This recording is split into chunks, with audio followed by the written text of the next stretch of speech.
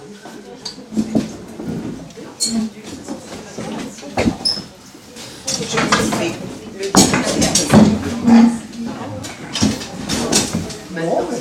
on va pouvoir commencer. Du coup, merci tout le monde d'être là. Ce premier café philo donc organisé par Cinémobile.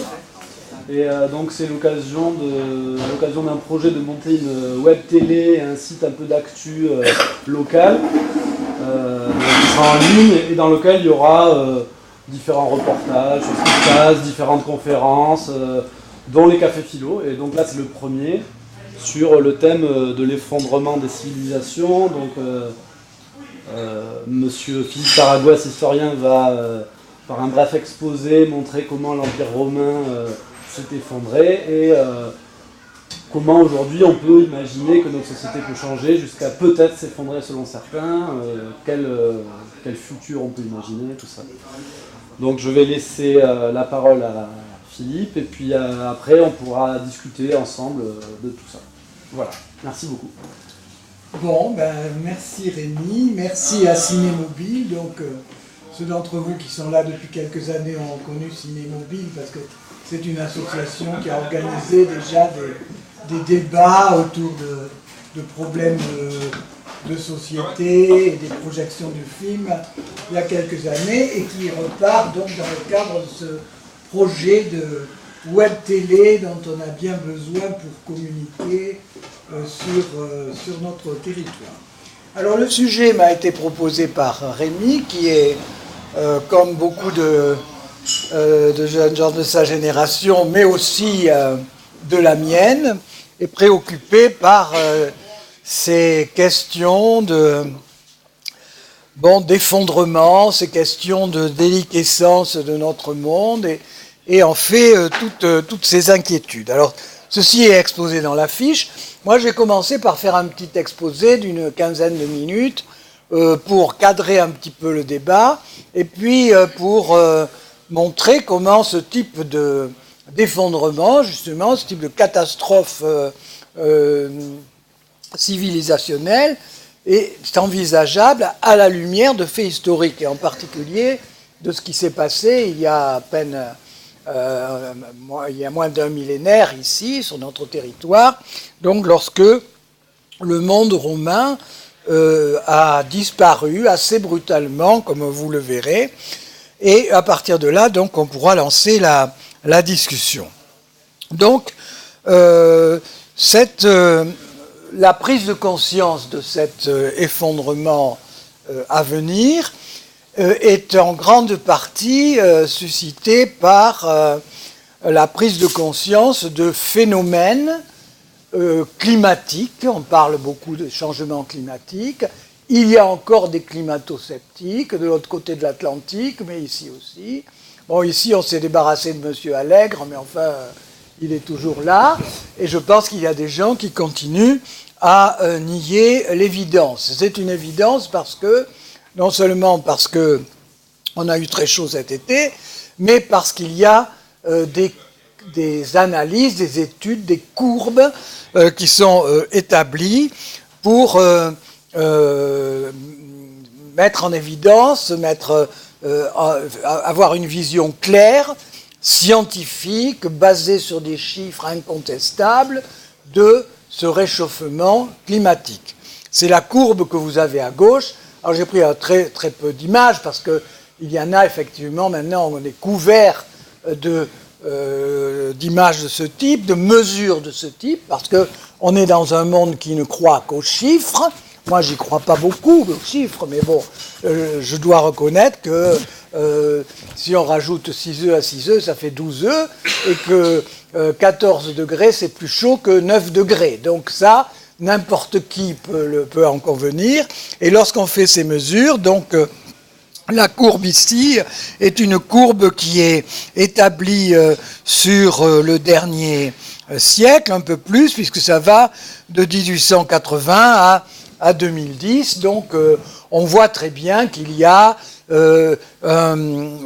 une montée progressive des températures. Cette montée progressive, dès les années 1880, à ce moment-là, on ne peut pas, c'est vraisemblablement pas dû encore aux excès développés par la société moderne, contemporaine, et la combustion des énergies fossiles, mais déjà ça commence, parce qu'il faut bien comprendre que dans le changement climatique, il y a des phénomènes qui sont dus à l'intervention humaine, donc à la couche d'ozone, à tous ces éléments dont on pourra parler par la suite. Enfin, les gens qui connaissent mieux que moi ces questions pourront développer, mais il y a aussi des fluctuations qui sont dues au changement, à l'oscillation de la planète sur son axe par rapport au Soleil,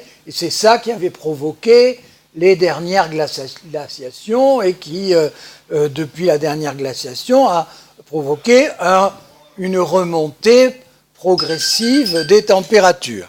Donc, en dehors de ces grands cycles, il y a des cycles mineurs qui sont plus ou moins explicables, comme on a parlé dans l'histoire occidentale, pour les siècles qui vont du XIVe au XVIIe siècle, du petit âge glaciaire, où il y a eu un refroidissement que l'on explique par d'autres causes ou que l'on n'explique pas très bien. Donc, tout ça, ces oscillations de 1, 2, 3 degrés ont toujours existé tout au long de l'histoire de la Terre, enfin depuis la naissance de l'humanité. Les premiers hommes ont connu, enfin ici, à l'époque de Néandertal et de Homo sapiens, il faisait beaucoup plus froid, il y avait des rennes, etc. Tout ça, c'est vrai. Et effectivement, il faut conjuguer les deux, mais incontestablement, les modifications apportées par la société industrielle de ces 150 dernières années, ou surtout de ce dernier siècle, ont considérablement accentué, je ne dis pas aggravé, parce qu'on aimerait bien avoir un peu plus chaud quelquefois, mais accentué ce phénomène qui devient dramatique.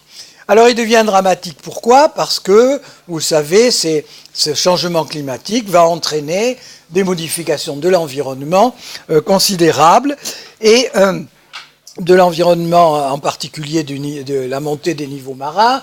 Ça aussi, tout le monde le sait, et nous qui sommes près de la Garonne, moi surtout qui habite dans la Palue, je surveille le niveau de la Garonne, mais en même temps, je ne suis pas trop catastrophé, parce que déjà, dans les années 70, j'avais amené ma fille à la Villette, et j'avais vu que en 2000, je devrais être sous l'eau, mais je ne suis pas sous l'eau. Donc, les prévisions, il faut aussi quelquefois ne pas trop paniquer, parce qu'il y a des effets paradoxaux. Hein. L'eau peut très bien monter et la Garonne descendre, parce que l'eau de la Garonne, elle arrive d'en haut, et s'il fait plus chaud, il fera plus sec, on aura beaucoup moins d'eau, on risque d'avoir des pénuries d'eau même. Donc, comme j'ai regardé, on est à 5,27 m, moi, où je suis au-dessus du niveau de la mer. Si dans un siècle, la Garonne est montée d'1 mètre, comme il descendra beaucoup moins d'eau, j'aurai toujours les pieds à sec. Je suis tranquille, et c'est pour ça que je garde le sourire, parce que c'est le plus important. Les courbes de droite, donc, ajoutent à ce constat de réchauffement climatique toute une série de phénomènes qui sont mesurés, mesurables et extrapolables. Ces courbes de droite, ce sont celles du rapport Meadows, qui est un rapport des années 70, qui donc, à partir de calculs et à partir de logarithmes élaborés tout à fait de manière très spécifique, a projeté en 70, a imaginé une évolution, une évolution des données environnementales. Et ce rapport Meadows de 70, qui a été un peu fondateur pour toutes ces prospectives environnementales, s'est trouvé vérifié décennie après décennie jusqu'à nos jours, avec de très faibles variations par rapport au modèle proposé. Donc, on peut y apporter un certain crédit, même s'il y a des différences à la marge, et selon ce ces courbes, nous nous trouvons là, dans les années 2020, au sommet d'une courbe qui prévoit des dégringolades pour l'espérance de vie, pour la production industrielle, pour la population, pour la nourriture par tête, encore une accélération de la pollution qui va s'accentuer, et puis surtout des ressources naturelles, en particulier évidemment les hydrocarbures, le charbon, mais aussi les métaux rares, l'argent, et puis tous ces métaux rares ou ces terres rares qui sont des composantes essentielles de petits objets auxquels nous sommes extrêmement attachés, comme ces téléphones qui se mettent à sonner quand on oublie de les mettre au silencieux, ce que je vais faire tout de suite. Donc, pour tout ça, si vous voulez, c'est des...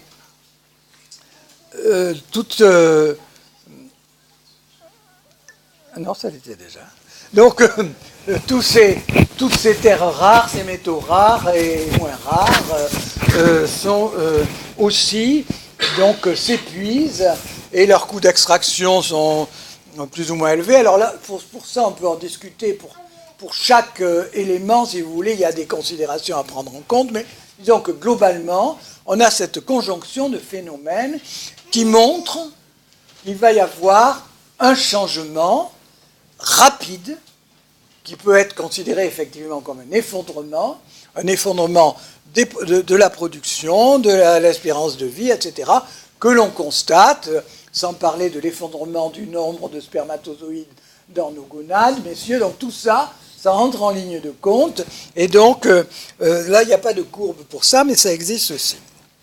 Donc, voilà pour ce dont on ne peut pas douter, à moins d'être... bon, je ne sais pas comment Trump peut douter, mais bon, peut-être qu'il ne doute pas du tout. Ce dont il faut être sûr, et je reviendrai dessus, c'est que personne n'en doute, mais il l'affiche pour des raisons X sur lesquelles on pourra discuter. Et puis, plus actuellement, depuis, disons, le dernier mois, on voit effectivement se manifester des phénomènes qui sont annoncés de longue date comme corollaires de ces changements qui angoissent, qui inquiètent, qui bouleversent, qui perturbent, et qui se traduisent par une crise politique. On est en train de voter à l'Assemblée la confiance du gouvernement, bon, parce qu'il passera outre, mais bon, c'est une crise politique. Crise sociale, c'est pas la peine de détailler, on en souffre assez. Crise morale aussi, donc tout cela va de pair, et une crise financière qui nous guette, hein, avec 50 000 milliards de dettes accumulées pour la planète, c'est quelque chose qui est difficile à gérer, c'est-à-dire on vit sur, si on ajoute toutes les dettes privées, publiques des États, 50 000 milliards de fric qui n'existent pas, enfin, donc qu'il va falloir rembourser à temps par an pour chacun d'entre nous. Alors bon, on est nombreux à diviser la note, mais elle est quand même assez salée. Donc on peut s'attendre à une crise financière qui sera plus ou moins jugulée, parce qu'on doute fort que la prochaine puisse être épongée par les États comme a été la précédente, parce que sinon, ça va évidemment avoir des répercussions sur le climat politique. Hein. Donc là, on va vraisemblablement, on est déjà entré depuis 4 ou 5 ans dans un grand problème financier, hein, qui est perçu et analysé par tous les pouvoirs de la planète.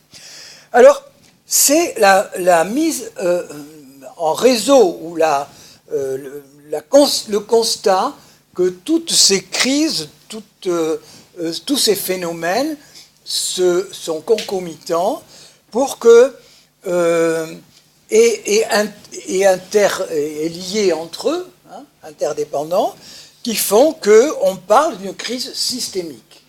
C'est tout le système qui atteint, c'est-à-dire quelques facteurs que l'on prenne, il a son degré d'évolution propre, mais le fait que tous ces facteurs sont corrélés, la crise politique est corrélée à la crise sociale, à la crise morale, à la crise financière, au changement écologique. Donc on parle de crise systémique. Et sur cette crise systémique spécifique du début du XXIe siècle, on a mis un nom pour l'étudier, pour la prendre en compte, c'est la collapsologie, ce qu'on appelle la collapsologie. Donc c'est un terme nouveau qui a été utilisé par des chercheurs, sociologues, agronomes, physiciens français, Pablo Servigne, Raphaël Stevens, qui ont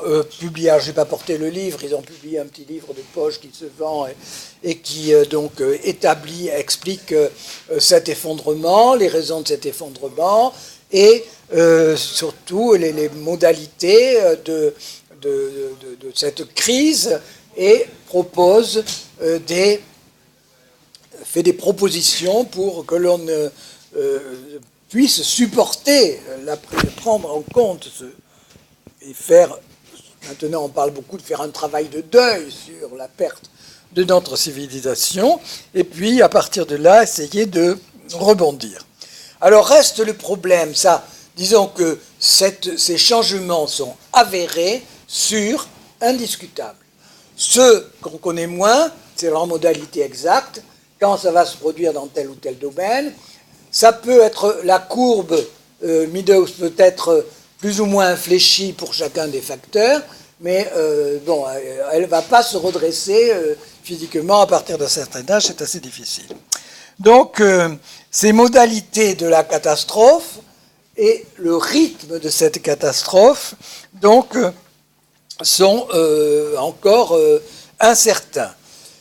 Et les collapsologues, en particulier Pablo Servigne, Raphaël Stevens, qui sont les plus connus parmi nous et qui sont de plus en plus écoutés, envisagent ce collapse, cet effondrement, non pas comme on le pensait il y a encore quelques années, à une échelle de plusieurs décennies. On vous disait, vos petits-enfants, non, c'est pour nous. C'est-à-dire que c'est prévu pour les uns dans les années 20 du XXIe siècle, au mieux dans les années 50. Mais c'est cette fourchette qui va voir donc ce basculement se produire.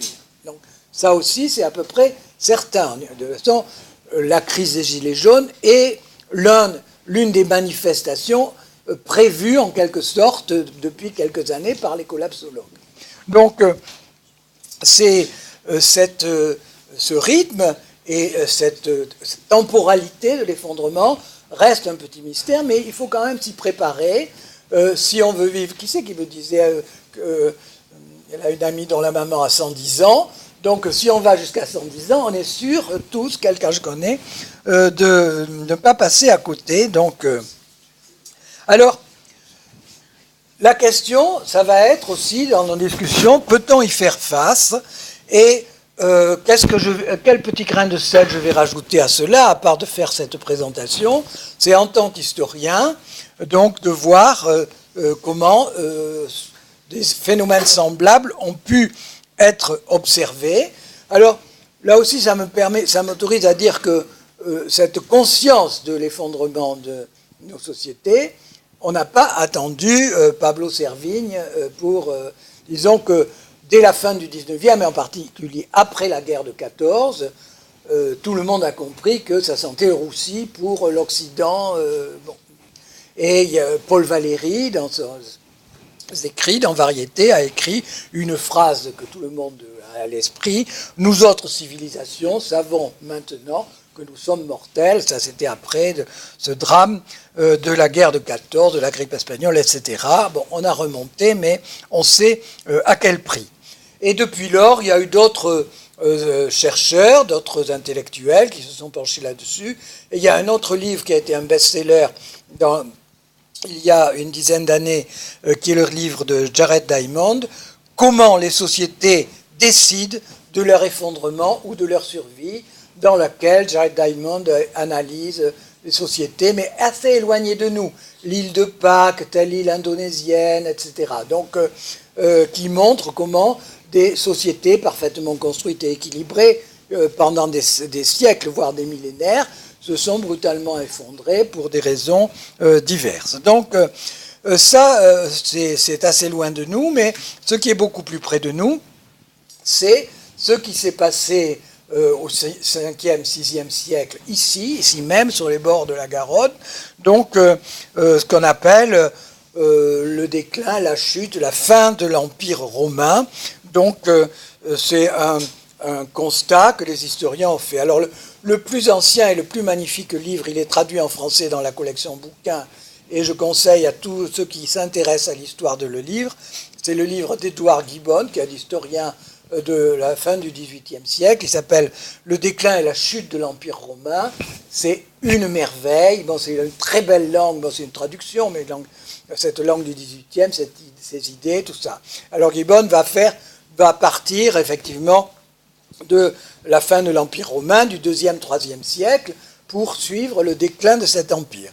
Sa particularité, mais vous allez voir pourquoi ça peut être assez intéressant dans notre réflexion de Gibbon, c'est que la chute de l'Empire romain, il ne la place pas au 5e siècle, ni au 6e siècle, ni au 8e siècle, mais au 15e siècle, puisque l'Empire romain s'est structurellement et institutionnellement maintenu jusqu'à la prise de Constantinople par les Turcs en 1453. Donc l'Empire romain a vraiment existé institutionnellement jusqu'en 1453. Et au-delà, il y a même des historiens qui prétendent que le dernier César, il s'appelait Romulus Augustule, il a été chassé par un chef barbare, Odoacre, et l'Empire d'Occident s'est écroulé, le relais a été pris en Orient, jusqu'en 1453, et après, il y a eu toujours des Césars, que l'on appelait les tsars, c'est-à-dire qu'on peut considérer que l'Empire romain s'est éteint en 1917 au moment de la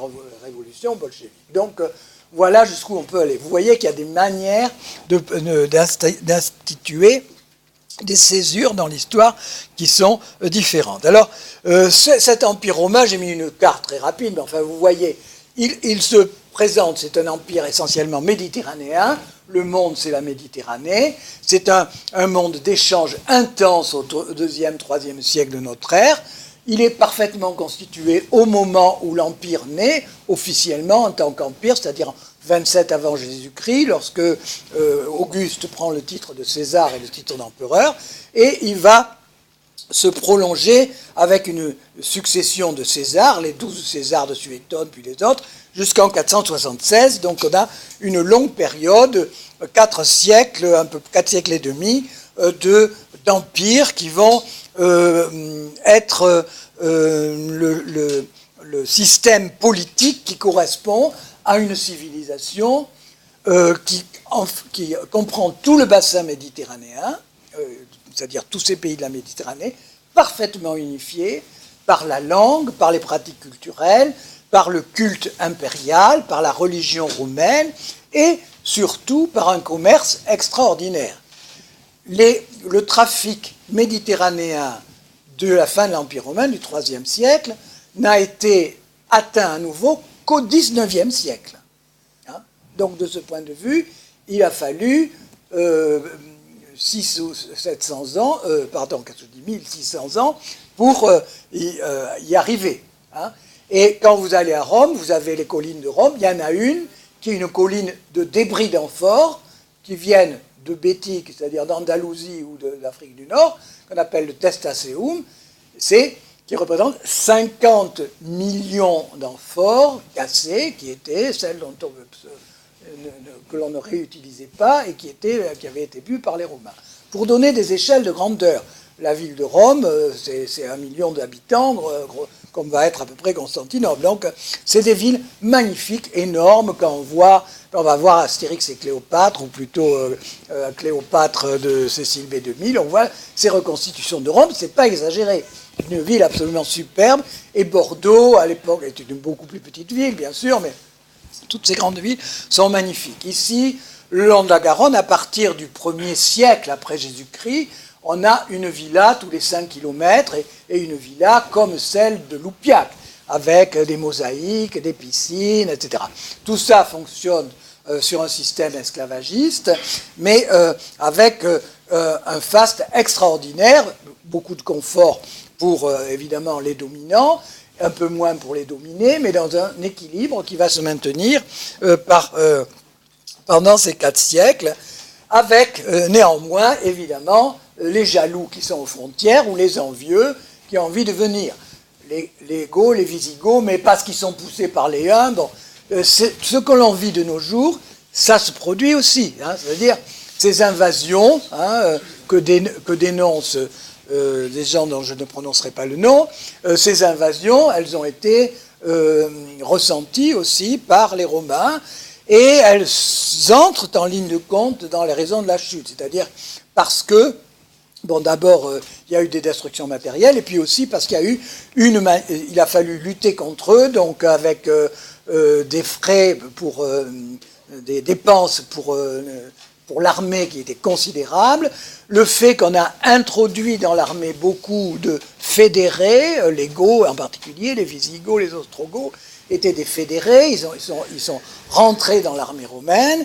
Bon, au bout d'un moment, ils se sont révoltés, on les a casés, les Visigoths en particulier chez nous, sur la Garonne, donc j'en ai parlé dans ma dernière conférence rapidement. Enfin, tout ça, si vous voulez, c'est une histoire longue, mais incontestablement une civilisation extrêmement brillante à tout point de vue. Il suffit d'aller dans les musées, sur les sites archéologiques, vous prenez des manuels de littérature, les sciences se développent, on arrive par exemple à la fin de l'Empire romain, on sait très bien le système de l'univers de Ptolémée, il est à peu près connu, je veux dire, dans ses grandes lignes.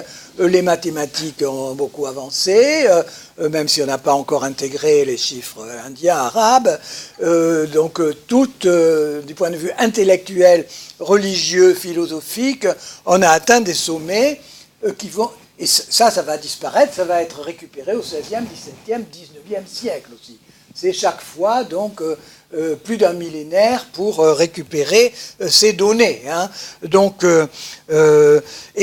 c'est du reste, du point de vue de la culture, c'est à ce moment-là que naît le christianisme, qui lui aussi va être une force de dissolution en contestant la religion impériale, mais aussi en allant peu à peu s'opposer à ces visions du monde. La vision de Ptolémée est complètement abandonnée. Quand vous voyez les cartes du 6e, 7e siècle, vous avez une terre plate avec en haut le paradis, les 4 fleuves du paradis. Bon, on n'a plus le droit de penser une terre sphérique dans l'univers avec un système solaire. Non, c'est oublié, nié. C'est-à-dire tout ça est ratiboisé. Et il n'y a plus que quelques moines qui ont conservé des écrits dans leur bibliothèque, mais bon, ils les lisent, ils les traduisent, mais ils n'y croient pas, comme c'est des fables antiques. Alors, donc voilà l'état de ce monde romain et les causes de l'effondrement qui va se produire, je vais y revenir rapidement, sont à la fois dues en partie aux invasions. Alors là aussi, c'est les courants historiographiques. Au XVIIIe, on pensait que c'était que les invasions. Gibbon, lui, va insister sur le rôle de l'Église, et en particulier des moines. Il déteste le mouvement monastique, un mouvement ascétique qui va détruire tout. Alors tout ça, bon, c'est très très compliqué, très complexe, mais bon, les causes culturelles, le christianisme, donc Gibbon qui va le mettre en avant, mais aussi, il y a des causes naturelles, en particulier des épidémies, parce que tout ça, évidemment, et c'est ce qui risque de nous arriver aussi, tous ces problèmes alimentent, créent une fragilité, y compris du point de vue de la résistance aux épidémies. Et il y a une grande peste, la grande peste qu'on appelle justinienne en Orient, mais qui aussi affecte de manière considérable l'Occident. Dans les années 540, c'est identique un peu à la grande peste de 1340, donc un tiers de la population, la moitié de la population qui disparaît par endroits. Donc tout ceci, les épidémies, les famines, à partir de ce moment-là, tout le tissu économique se brise, pas du jour au lendemain, parce que l'Empire est très grand, alors ça va varier beaucoup d'une région à l'autre. Du reste, là, il y a la césure s'établit ici. En 476, c'est tout ça qui bascule, mais jusqu'en 1453, l'Orient reste très prospère.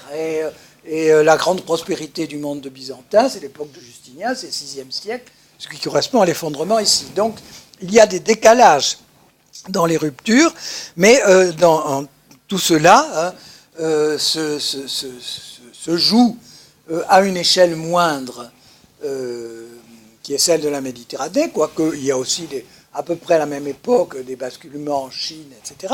Mais bon, c'est un système qui s'écroule. Donc là aussi, c'est une crise systémique. Les historiens se battent pour savoir l'importance des barbares ou pas l'importance des barbares, mais enfin, s'il n'y avait eu que les barbares, on n'en serait pas arrivé là. C'est tous ces éléments conjoints qui ont créé cette crise. Et ces éléments conjoints sont en grande partie dus au fait que c'est une incapacité de la part de l'Empire romain à les rectifier, c'est-à-dire des choix mauvais qui sont faits. Choisir d'installer l'ego, parce que c'est toujours le choix du pouvoir central. Pourquoi on va installer l'ego chez nous? Parce que l'empereur, il est encore à Rome, hein, donc on les met le plus loin possible. Mais bon, est-ce que c'était le bon choix? Je ne sais pas. Enfin bon, l'ego, c'était pas les plus terribles, mais il y avait les Alains, les Avars, les Vandales, tout ça, c'est pareil, tous ces peuples. Bon, donc c'est des choix qui sont faits. Mettre tout le fric dans l'armée, obliger les édiles, les curiales, c'est-à-dire les conseillers municipaux, de prendre en charge les dépenses des villes, par exemple, ce qui fait qu'au bout d'un moment, on n'en trouve plus, ils filent tous dans leur villa où ils se carapatent. Mais donc tout ça, c'est des choix, chaque fois, qui sont faits par l'institution elle-même. Donc c'est pour ça que, selon la formule d'Arnold Toynbee, qui est un grand historien du XXe siècle, lui, les civilisations meurent de suicide, pas d'assassinat. Ça, c'est histoire de nous responsabiliser.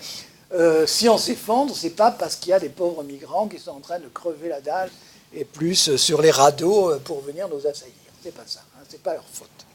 Donc, alors, maintenant, reste quelques questions. Le rythme de l'effondrement, j'en ai parlé. Est-ce que c'est une courbe? Est-ce que c'est des paliers? Ou est-ce que c'est, comme veulent les collapsologues, un brusque effondrement qui est prévu dans les années à venir? Ce que je peux vous dire, pour avoir travaillé un petit peu sur cette question, moi, évidemment, je ne suis pas historien spécialiste du monde romain, mais ça m'intéresse depuis des années parce que je ressens une correspondance entre nos époques. Moi, j'ai toujours construit mes cours en fonction des préoccupations pour essayer d'intéresser les étudiants qui s'intéressent. Mais enfin, on arrive toujours à en attraper 4 ou 5 sur 300. Bon, c'est pas si mal, c'est pas si mal. Et donc, sur ces préoccupations que l'on a, et donc les dernières années de mon enseignement, j'ai fait un séminaire de master sur la fin de l'Empire romain. Donc, j'ai bien étudié ça, essentiellement à partir de données archéologiques, parce que depuis 20 ans, les données archéologiques sont très importantes. Donc, surtout dans le nord, la péninsule ibérique, à peu près toute la Catalogne et l'Estrémadour qui sont les plus fournis.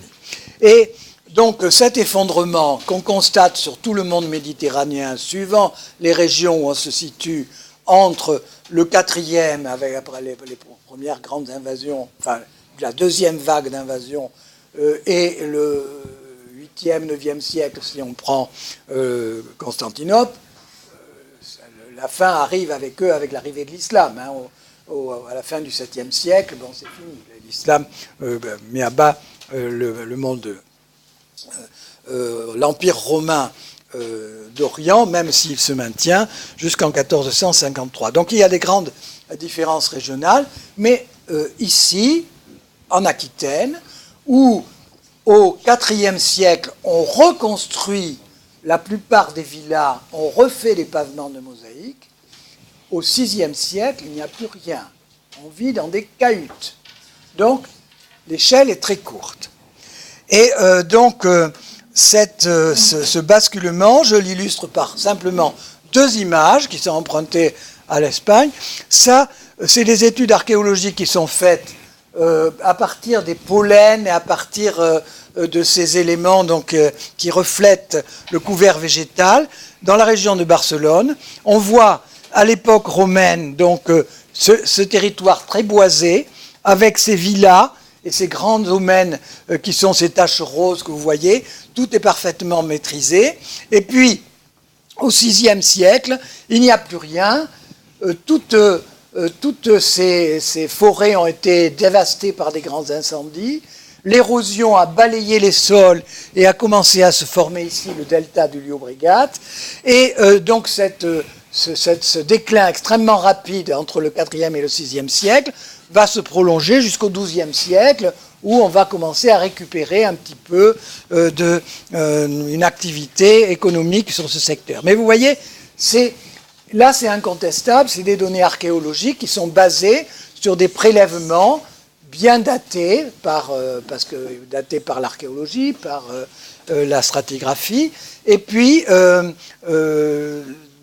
qui sont affichés de manière très très claire et qui permettent de comprendre comment à l'échelle des campagnes cela se produit. C'est-à-dire, c'est ce qui s'est passé ici. Au IVe siècle, on a des très très belles villas. Il y a eu une thèse de Catherine Balmel qui a été publiée sur les villas de l'Aquitaine romaine. On voit que la grande période de prospérité, c'est le IVe siècle, que tout l'Empire romain nous envie, parce qu'on est une région extrêmement prospère, et 150 ans après, il n'y a plus rien. Alors, est-ce que ça a décliné pendant 150 ans ? Globalement, ça a décliné pendant 150 ans. Mais sur chaque domaine, il y a eu, à l'occasion ou à une autre, il y a eu une rupture. Un autre exemple, alors là, encore plus spectaculaire, c'est dans une autre ville, donc il y a Mérida.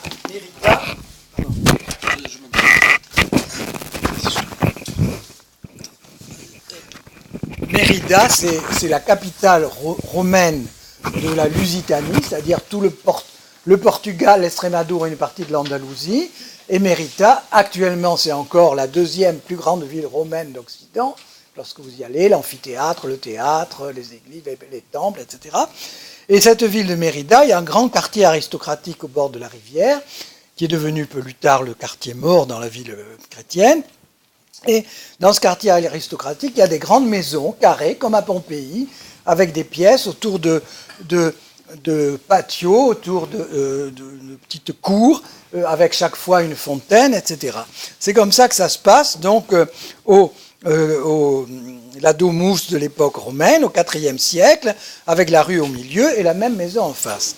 Lorsque on va examiner, lorsqu'on a l'état final de au VIe, VIIe siècle, ces maisons sont encore en place, mais les cours ont disparu, c'est devenu des basses-cours, c'est couvert de fumier, les salles autour, chaque pièce est devenue une habitation unifamiliale, c'est-à-dire est devenue une espèce de squat, hein, comme dans la Russie de 1918, étaient les grands hôtels de Saint-Pétersbourg. Vous avez tous vu Docteur Jivago, hein, voilà, c'est ça, c'est exactement ça. Et dans la Russie, ça s'est produit aussi très rapidement. Donc là, c'est deux états que l'on constate à deux stades, on ne sait pas quand ça s'est produit. Mais personnellement, je pense que cet effondrement a été extrêmement rapide, fin 5e, début 6e siècle, peut-être consécutif aux pestes ou associé aux pestes, au fait que le christianisme gagne beaucoup et que donc ça bouleverse complètement les mentalités, en particulier dans le rapport les esclaves. Bon, je ne veux pas romancer l'affaire, mais ça modifie. Ce que l'on sait, c'est que l'Espagne visigothique, les principales dispositions législatives qui sont prises, c'est pour poursuivre les esclaves qui fuient. C'est-à-dire, donc, ces grands domaines se désertifient très rapidement dans l'espace 1-2 générations, grosso modo, sur 30, 60 ans, tout ça s'écroule un peu partout dans l'Occident romain. Donc, voilà ce que je peux apporter, moi, en tant qu'un peu spécialiste de l'histoire. Et après, ce que je peux vous dire aussi, puisque je suis médiéviste, c'est que la récupération va se va s'opérer de manière très lente. Grosso modo, je vous l'ai dit, pour le commerce méditerranéen, jusqu'au XIXe siècle. Pour les connaissances scientifiques, jusqu'au XVIe siècle. Donc, il y a évidemment, les institutions durent toujours. L'Empire grec, l'Empire d'Orient, on parle grec, mais la langue officielle reste le latin jusqu'en 1453. Le latin se maintient en Occident. La culture littéraire s'appauvrit, mais enfin la langue continue. Les institutions se perdurent. Nous, on vit sur le droit romain toujours, vous voyez, donc il y a des régions où le droit romain a toujours existé, en Catalogne en particulier. Donc ça, c'est suivant l'angle C'est pour ça que les historiens se bagarrent aussi, parce qu'il y a les gens qui étudient la culture. Alors effectivement, on voit que le christianisme... les riches sont toujours les mêmes, hein, rassurez-vous, ça ne fait pas des pauvres les riches. Hein. Les riches sénateurs romains, ils deviennent des riches propriétaires terriens au VIe siècle, et en Espagne, ils deviennent des riches musulmans au 8e siècle. Hein. La grande dynastie de Saragosse, les Benu Cassi, ce sont des Cassius de l'Ancien Empire. Donc, la première aristocratie, elle procède de la classe sénatoriale romaine. Donc, tout ça, il y a des choses qui se maintiennent. Mais ce qui est constatable, c'est l'effondrement matériel, de la culture matérielle. C'est-à-dire, les gens n'ont plus d'huile ici, donc ils vont se mettre à bouffer de la graisse de porc. Le vin, ce qui est extraordinaire, c'est que dans les régions que j'ai étudiées, les seuls équipements collectifs qui se maintiennent, c'est les pressoirs. C'est tout. C'est les seuls équipements collectifs qui se maintiennent. Le pressoir qui sert à la fois à l'huile et au vin. Donc, je ne sais pas trop ce que ça donnait. Mais enfin, bref. Donc, ça, c'est sûr. Donc, on ne sait pas. Les connaissances historiques ne permettent pas d'aller dans le détail, mais elles permettent, pour reprendre l'expression d'Yves Cochet, penser l'impensable. L'impensable, pour nous, c'est que tout peut s'effondrer. Bon, l'impensable, pour nous, c'est qu'on va mourir aussi, pour chacun d'entre nous. C'est à peu près la même chose. Hein. On le sait, et ça aide à accepter l'idée que ça peut arriver. Au-delà de ça, les réactions, et là je termine là-dessus, les réactions, ça peut être attendre, par exemple, sur l'air de « Tout va très bien, Madame la Marquise hein, », j'ai trouvé ça juste avant de venir, je trouve que c'est très bien. Après, attendre aussi, mais avec un plus optimiste. Alors, il y a tout un courant de pensée, c'est l'effondrement, tant mieux. Ça, c'est l'extrême gauche de l'extrême gauche. L'Occident a pillé la planète, etc. Que ça s'effondre, tant mieux. Les courbes vont se redresser, puisqu'il n'y aura plus rien, on n'aura plus d'auto, plus de chauffage, donc on ne polluera plus. Donc, c'est une autre manière optimiste d'envisager, passablement optimiste, d'envisager l'effondrement. C'est-à-dire que la crise est le remède à ses causes, si vous voulez. C'est un peu ça. Donc ça, c'est tout un courant de pensée aussi. L'autre solution, pour nous, c'est de fuir. Moi, je n'ai pas envie de fuir du tout, parce que quand on a la chance d'habiter dans le plus joli pays du monde, on ne va pas partir. Mais alors fuir, on peut partir à pied vers Cadillac. C'est le film ou le livre, surtout, absolument atroce que j'ai jamais pu finir, de McCormick, comment il s'appelle, La Route, The Road. C'est le seul livre que j'ai jamais pu finir, donc parce que j'imagine trop ce que ça peut être, donc toujours. Ou alors aussi fuir par la route. Alors fuir sur des zones de repli. Il y a des blogs sur les zones de repli où l'on vous explique comment il faut faire pour aller s'installer. Il y a des agences spécialisées qui vous louent des maisons dans des zones de repli, tout ça. Et si vous avez du fric, vous partez en Nouvelle-Zélande, ça se fait beaucoup. Il y a beaucoup de grands territoires en Nouvelle-Zélande qui ont été achetés ces 10 dernières années par des très grands financiers qui ont installé des pistes d'atterrissage et tout ça. À la première annonce d'une épidémie, ils sont prêts à partir là-bas. Ça existe déjà. Et puis vous avez Bezos aussi qui, lui, finance des fusées pour aller dans l'espace. Mais comme c'est l'homme le plus riche du monde, c'est pas à notre portée. Mais c'est le même raisonnement, Bezos. C'est ça. Bon, il est cinglé, mais en fait, il est quand même le patron d'Amazon et l'homme le plus riche du monde. Donc, vous voyez, tout ça, c'est des solutions. Alors, celles que proposent les gens comme Rémi et les gens généreux qui peuplent cette contrée, et en particulier aussi donc ces collapsologues dont j'ai parlé tout à l'heure, c'est de s'adapter en développant de nouvelles solidarités dans les milieux qui sont les nôtres pour s'entraider, parce qu'on ne peut pas s'en sortir tout seul. Voilà donc l'exposé. Bon, j'ai été dépassé un petit peu, mais bon, je suis toujours comme ça. Donc, c'est là-dessus que je vous propose de discuter. Donc, c'est Frédéric qui va mener le débat. Et on peut parler dans un premier temps, si vous avez des questions à poser, sur l'effondrement, c'est-à-dire est-ce que parmi vous, il y en a qui ne se sont pas persuadés, bon, il y a peut-être des climato-sceptiques, et il y a des gens qui acceptent cette idée d'effondrement et qui pensent qu'on va s'en tirer, tout va très bien Madame la Marquise, d'autres qui ont des raisons plus ou moins objectives, par exemple on sait qu'il y a des choses qui marchent, par exemple. Actuellement, les espèces marines, la morue, elle est moins chassée, donc elle arrive un peu à se reproduire.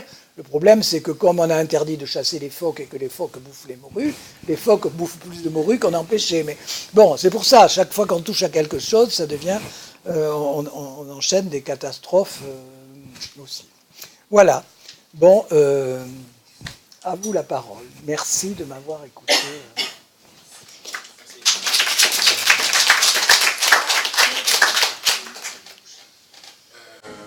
Bienvenue, et après une magnifique intervention de Philippe comme d'habitude, la transition, moi je ne vais pas être là pour animer, en fait je vais rappeler juste le principe qu'on essaye de mettre en place avec Rémi, qui m'a transmis il y a maintenant 1 an et demi ce magnifique objet qui est le restaurant Le Passage. Mais dans une autre vie, je n'ai pas que des compétences de restaurateur, et donc on va les mettre au service. On est là pour se faire des rencontres.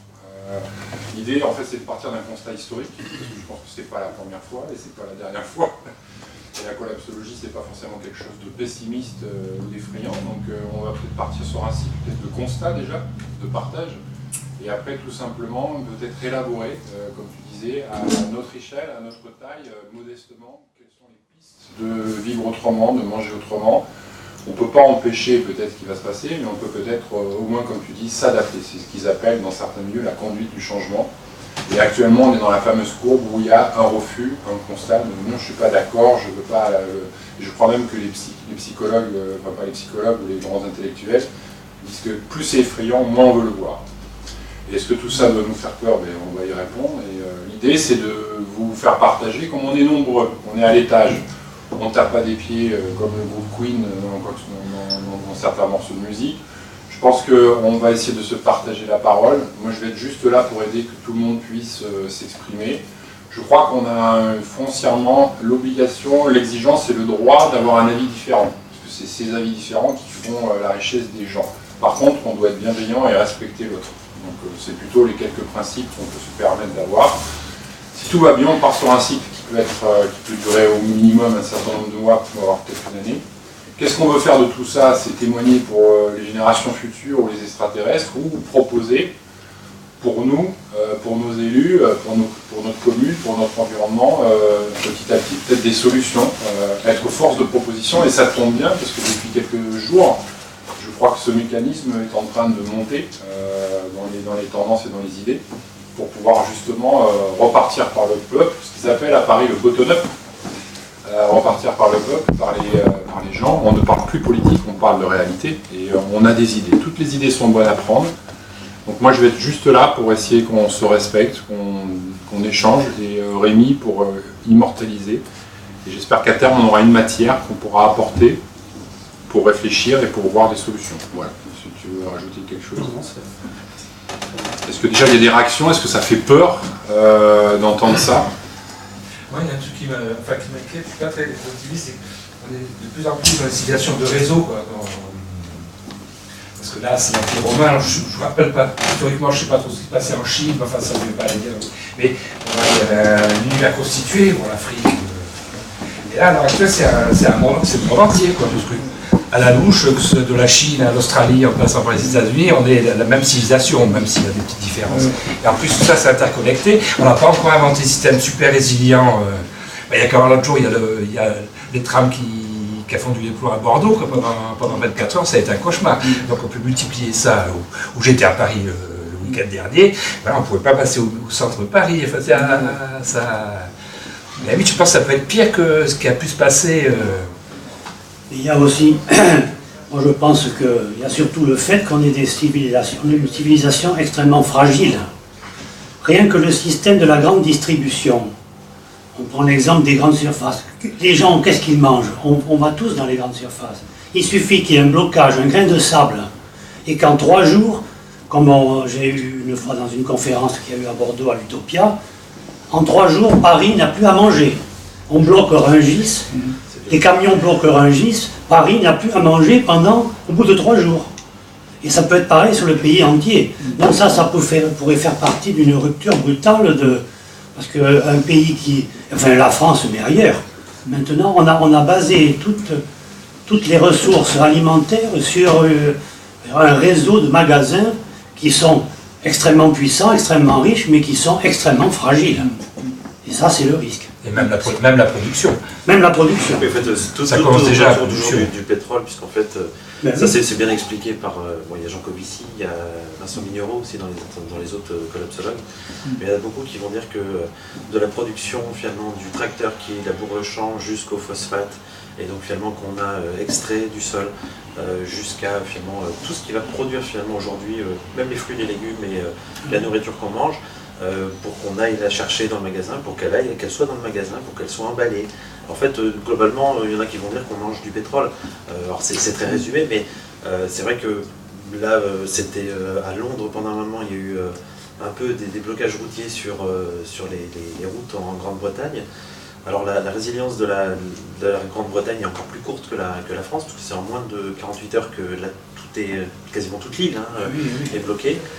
Nous en France, on est dans les dernières statistiques qui sont sorties la semaine dernière, on est un des pays les plus résilients au niveau autoconsommation, puisqu'on a quand même encore un système agricole qui est à peu près durable. Mais dès qu'on enlève le pétrole, c'est pareil, on est à 2-3 jours de survie. C'est le gros problème en fait, dans les thèmes de la collapsologie. Moi j'ai découvert ça en avril, donc j'ai, comme beaucoup de collapsonautes ou collapsologues, en fait on est très gourmand d'informations. Donc j'ai lu tout Jared Diamond très dernièrement, qui est un gros pavé. J'ai lu beaucoup de Pablo Servigne, en fait, donc Comment tout peut s'effondrer, ça c'est le livre de 2015. Et là dernièrement il a fait, qui est sorti début novembre, c'est Une autre fin du monde est possible. Une autre fin du monde est possible, où là effectivement il parle plutôt de cette entraide. Entre temps il y a eu aussi l'entraide. L'entraide tout court. C'est l'entraide ou ouais, c'est l'entraide. Et il y a eu encore après Nourrir l'Europe en temps de crise. Et en fait, du problème majeur qui souvent intéresse pas mal de gens sur la collapsologie, qui est finalement le peak oil, en fait, le pic pétrolier, alors sur lequel il y a encore d'autres lectures, il y a encore d'autres spécialistes. Mais en fait, si on reste que là-dessus, moi c'est ce qui m'a intéressé pendant 3 mois où j'ai quasiment vu tout sur le sujet. Après, je suis passé à d'autres thématiques. Et avec l'été, avec le réchauffement climatique et avec tout le rapport du GIEC en même temps, avec la démission de Nicolas Hulot. Voilà, en fait, je pense qu'il y a aussi un essor. En fait, il y a eu pas mal de gens qui sont intéressés à ça. Alors, par l'entrée du changement climatique, en fait, qui est globalement, même si effectivement c'est préoccupant, mais c'est un des 6 ou 8 raisons possibles finalement de l'effondrement. À côté, on a l'appauvrissement des sols, on a l'effondrement finalement des espèces. En fait, on a eu dernièrement aussi des statistiques où c'était 60-70% des espèces qui s'étaient effondrées en moins de 30 ans. C'est-à-dire que quand on a 40 ans, on se dit que quand on avait 10 ans, il y avait beaucoup plus d'espèces sur Terre qu'aujourd'hui. Et on essaye de se projeter à peu près dans 10, 15, 20 ans. Voilà, c'est pas joli. Et forcément, on est dépendant de ces espèces-là aussi. Le pic oil, donc le pic pétrolier, ça va être 2030, et en fait de toute façon quoi qu'il arrive, il vaudrait mieux rien ressortir sur Terre, enfin de la Terre. Il faut imaginer que le réchauffement climatique, actuellement ce qu'on vit, même si on s'arrête demain de consommer toute ressource pétrolière, c'est trop tard. En fait, aujourd'hui, on a le réchauffement climatique de ce qu'on a brûlé en pétrole, en charbon et tout ça dans les années 70. C'est-à-dire que même si aujourd'hui on s'arrête, ça va continuer. Et en fait, ça peut revenir à la normale. Les courbes minimales, c'est 400 ans. Et là, en fait, il y en a beaucoup qui vont parler de fin d'humanité en 2100. C'est 2050, c'est fin de l'humanité. En fait, on est sur des courbes. Des courbes, effectivement, là, quand on voit le rapport Meadows, là, c'est essentiel de partir du rapport Meadows. Le GIEC, en fait, beaucoup ont réagi au rapport du GIEC, mais en fait, c'est parmi les plus optimistes de tous les rapports qu'on a. La plupart disent, le GIEC, non. Le GIEC a une courbe plus 8 degrés en 2100. Tout le monde sait ce que c'est comme GIEC? Le groupe intergouvernemental d'experts du climat. Donc le GIEC a une courbe à plus 8 degrés en 2100, parce qu'on donne toujours le 2100 comme si c'était génial, parce que 2100 ça ne nous concerne pas. Il n'y a personne qui est concerné par 2100, c'est cool. Donc en fait on est tous tranquilles en 2100, on n'y sera pas. Mais en fait, par contre ma fille, moi, il sera. Et donc en fait c'est assez problématique, mais le GIEC, la courbe plus 8 degrés, la plupart des spécialistes du climat disent mais en fait on sera au-delà des 8 degrés en 2100. On y est déjà, en fait la courbe plus 8 est déjà dépassée. Il n'y a aucun système agricole qui se maintient à plus 4. Enfin, c'est ça, et aujourd'hui on est plutôt sur une trajectoire où en 2050 on serait à plus 4. En fait, même si là il y a encore la COP 21, 24 maintenant, mais où on était sur ce chiffre à 2 degrés, mais même le 2 degrés, c'est déjà pire que tout. Enfin, c'est déjà l'enfer à 2 degrés. Donc en fait, aujourd'hui, ce qu'on voit, c'est que, a priori, ce que tu confirmes, il y a des complots sceptiques qui disent qu'il n'y a pas de problème, tout va bien, etc. Mais en fait, on est en train de se battre sur l'origine. Est-ce que c'est l'homme qui fait ça, ou est-ce que c'est la nature, ou est-ce que c'est les deux? Mais au final, on ne travaille pas sur les solutions. On est juste en train de constater, se dire, c'est pas possible, c'est pas l'homme. À mon avis, on sera jusqu'au bout à se dire, alors qu'est-ce que vraiment...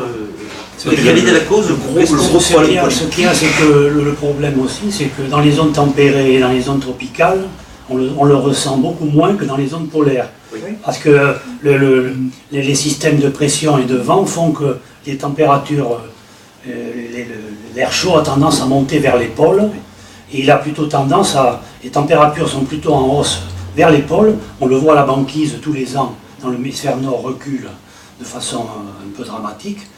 Et alors que dans les zones tempérées, on s'en rend moins compte parce qu'il y a un réchauffement moins marqué. Alors bien entendu, il y a toujours du mauvais temps, il y a toujours quelquefois un peu de gelée. Alors on se dit ça va, mais non. Mais en fait, parce que le plus 2 degrés, c'est toujours en se disant qu'il y a quand même 75% de la Terre qui sont recouverts d'eau. Et en fait, on a 95% de l'augmentation de la chaleur qui est absorbée par les océans. Alors ça baisse parce que les océans s'acidifient, et ça s'acidifie. Et plus 2 degrés, c'est en Méditerranée par exemple, sur Marseille, sur les terres, c'est plus 9 degrés, avec du plus 2 à l'échelle planétaire. Vous prenez des capteurs partout dans le monde, vous aurez une moyenne de plus 2. Mais en Méditerranée, c'est plus 9, et sur les pôles, il y a eu des écarts de plus 12 degrés qui ont déjà été mesurés. Parce que là aujourd'hui, en fait, par rapport à la base de 1950, je crois, c'est la base de comparaison, on est déjà à plus 1, 1,1. Et en fait, la courbe est comme ça, en fait. Elle est pas, donc en fait, on perd du temps à savoir si c'est notre faute ou pas. Ah oui, Complètement. On veut commencer Ces données chiffrées, effectivement, on peut les prendre, on a beaucoup de chiffres, mais en dehors des données chiffrées, un élément, moi, qui m'a frappé pour montrer combien cette vision des choses était partagée, même par des gens dont on ne peut pas soupçonner que ce soit des ultra-gauchistes, c'est l'encyclique de Jean-Paul, l'encyclique de François. Laudato Si, c'est la collapsologie pure, sauf les 2 ou 3 parties qui traitent de problèmes théologiques, qui se raccrochent à ça, mais autrement, donc c'est vraiment... voilà. Et puis, chez les collapsologues, ça va encore plus loin, puisque, comme dit Louis, étant donné que c'est les parties et les pôles qui se réchauffent, on prévoit donc une altération du permafrost qui libère des quantités de méthane extraordinaires. Et que, bon. Non, alors tout ça, c'est... Si c'est que du méthane, on parle de virus aussi. Oui, alors on parle aussi, effectivement, des virus congelés qui reprennent... de rétroaction positive. Alors, ça n'a rien de positif, c'est juste que ça entraîne encore un peu plus de réchauffement. Et si on sort du méthane, alors le méthane a un pouvoir réchauffant, je crois, 25 fois plus fort que le CO2. Et il y en a des quantités incroyables dans le permafrost. Il peut y avoir, je ne suis pas climato-sceptique, mais il peut y avoir des retournements de situation par des grosses éruptions volcaniques. Ce qui a été le cas du Tambora là, en 1779, où il y a eu le petit âge glaciaire. Enfin, la période très froide de cette époque. Et il y a aussi, parce que regardez, 85, 86, 87, il y a eu 3 années très froides, avec les éruptions des volcans en Amérique du Nord, du Saint-Hélène et autres. Donc il y a eu des hivers quand même très froids dans une période normalement beaucoup plus chaude. Donc ça peut arriver. Et puis il y a aussi les phénomènes d'aérosol. C'est-à-dire que l'activité humaine, non seulement brûle du pétrole et brûle des produits du CO2, mais il y a aussi les phénomènes d'aérosol, avec les vents de sable, avec les poussières atmosphériques qui sont libérées par beaucoup de choses, les avions, plein de choses, et les fumées aussi d'incendies. Parce que regardez, cette année en Amérique du Nord, il y a eu des incendies gigantesques qui ont voilé le soleil pendant une grande partie de l'été, ce qui fait qu'ils ont eu un hiver, un coup de froid très important, très précoce sur l'Amérique du Nord, lié à ce refroidissement, lié à ces aérosols et à ces fumées. Alors, c'est peut-être quelque chose de minime, mais ça pourrait jouer un rôle si ça s'amplifiait. Et en fait, il y avait eu sur la COP 21 un constat qui disait que si la Chine arrêtait d'émettre aussi justement des gaz à effet de serre, et notamment toutes les fumées qu'il y a au-dessus de la Chine actuellement, si eux arrêtaient finalement leur émission de CO2, justement cette couverture finalement nuageuse augmenterait aussi finalement maintenant, c'est tellement déréglé que si eux arrêtent, on a un effet de serre qui augmente. Donc en fait on a aussi ces boucles qui peuvent faire redescendre le prix. Mais ça reste toujours qu'un critère, c'est-à-dire qu'effectivement là on parle que de la partie climatique, on ne parle pas donc des extinctions d'espèces, on ne parle pas de la fin du pétrole. Il y a une petite vidéo que j'aime beaucoup moi sur le pétrole qui dure une vingtaine de minutes, qui s'appelle Sans lendemain, et qui résume vraiment bien finalement toute l'interdépendance qu'on a de nos sociétés, et pour montrer vraiment que globalement sur l'échelle de l'humanité, c'est une toute petite fenêtre de 150 ou 200 ans finalement où on aura tout pompé des énergies fossiles, et où on sera développé, où finalement là on a toutes les courbes de l'anthropocène qui montent en exponentielle. Il y a 70 ans à peine, on était encore qu'un milliard sur Terre. Je crois que quelqu'un qui a 70 ans aujourd'hui, il est né dans un monde où on était moins de 2 milliards.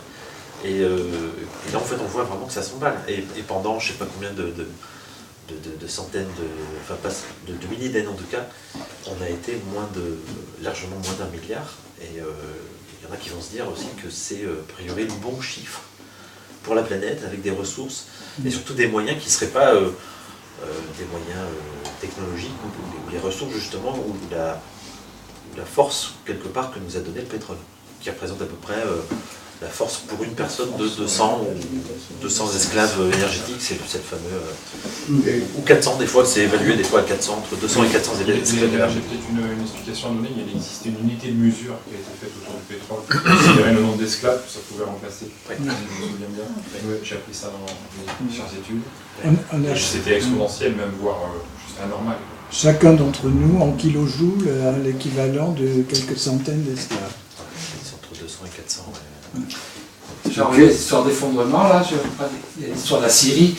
La Syrie, une des causes des troubles en Syrie, ça a été des problèmes de récolte dus à la météo et tout, et ça fait une affaire qui traîne depuis 7-8 ans maintenant, et toutes les grandes puissances, enfin on tourne autour, faut voir, tout ça amène jusque chez nous, enfin tout ça, ça déstabilise tout le Moyen-Orient et l'Europe, et ça crée des conflits qui ne sont pas terminés en plus.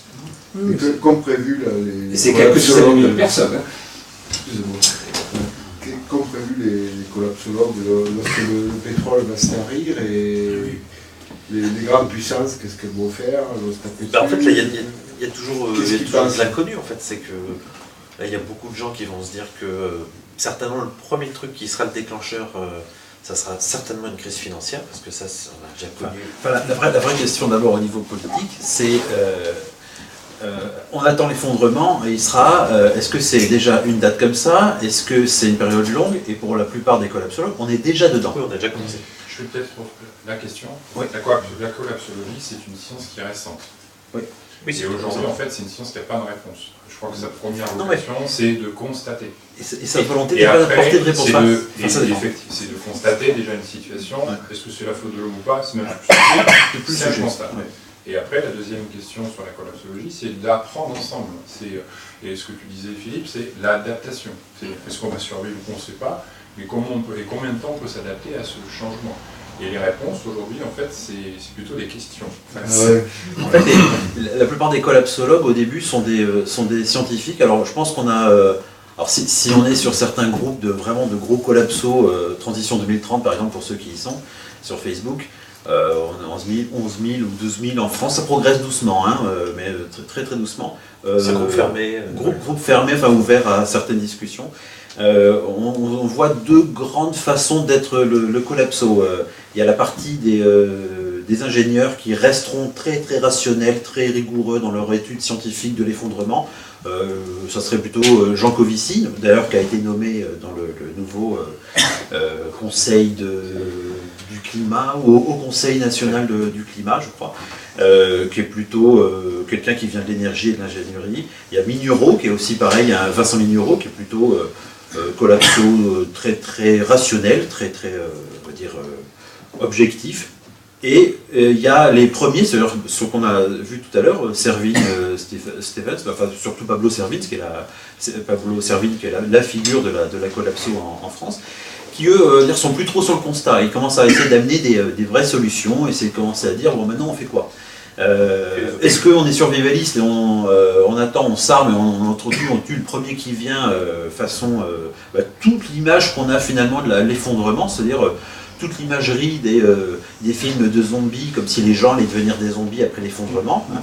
C'est entre Mad Max, enfin tout ce qui est dystopique, tout ce qui est Mad Max, La Route. Alors La Route, je crois que c'est un des pires, effectivement.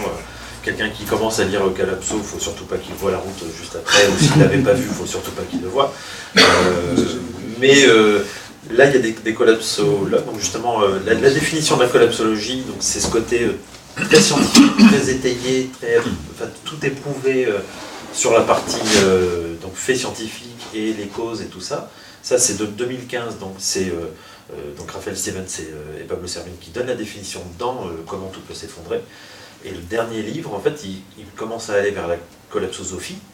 Et là, c'est plutôt une façon déjà d'avoir accepté la chose, et finalement d'aller plutôt sur les solutions, effectivement, d'entraide, d'aller plutôt sur des communautés de compétences, en fait, c'est-à-dire en fait des petits groupes. Alors, dans les solutions, je dirais que forcément, tôt ou tard, le premier truc qui a raison, et on l'a vu aussi, c'était Venezuela, en fait, qui s'est effondré aussi à cause du pétrole. On a le premier truc qui est absolument à garantir et à trouver, c'est des solutions pour boire, manger. En fait, c'est la base de la pyramide de Maslow. Hein, faut commencer par la base. Et ça, globalement, c'est dans les petites solutions de base, ça va être revenir à la Terre, mais très vite. Je crois que Servine dit que d'ici 2030, il faut avoir en Europe, je crois que c'est 220 millions de gens qui seront agriculteurs, enfin ce qu'ils appellent des nomaculteurs. Donc c'est des nomacultures, c'est non issus du monde agricole.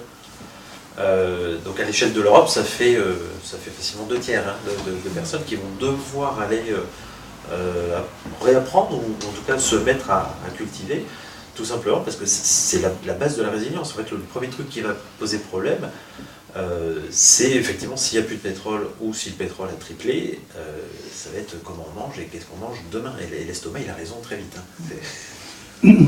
Oui, il y a une partie du monde qui s'est effondrée depuis longtemps, mais enfin encore plus depuis la fin du monde soviétique, c'est Cuba. Oui. Cuba qui est en situation d'hiver complètement à la fois un peu que sur lui-même, un peu fait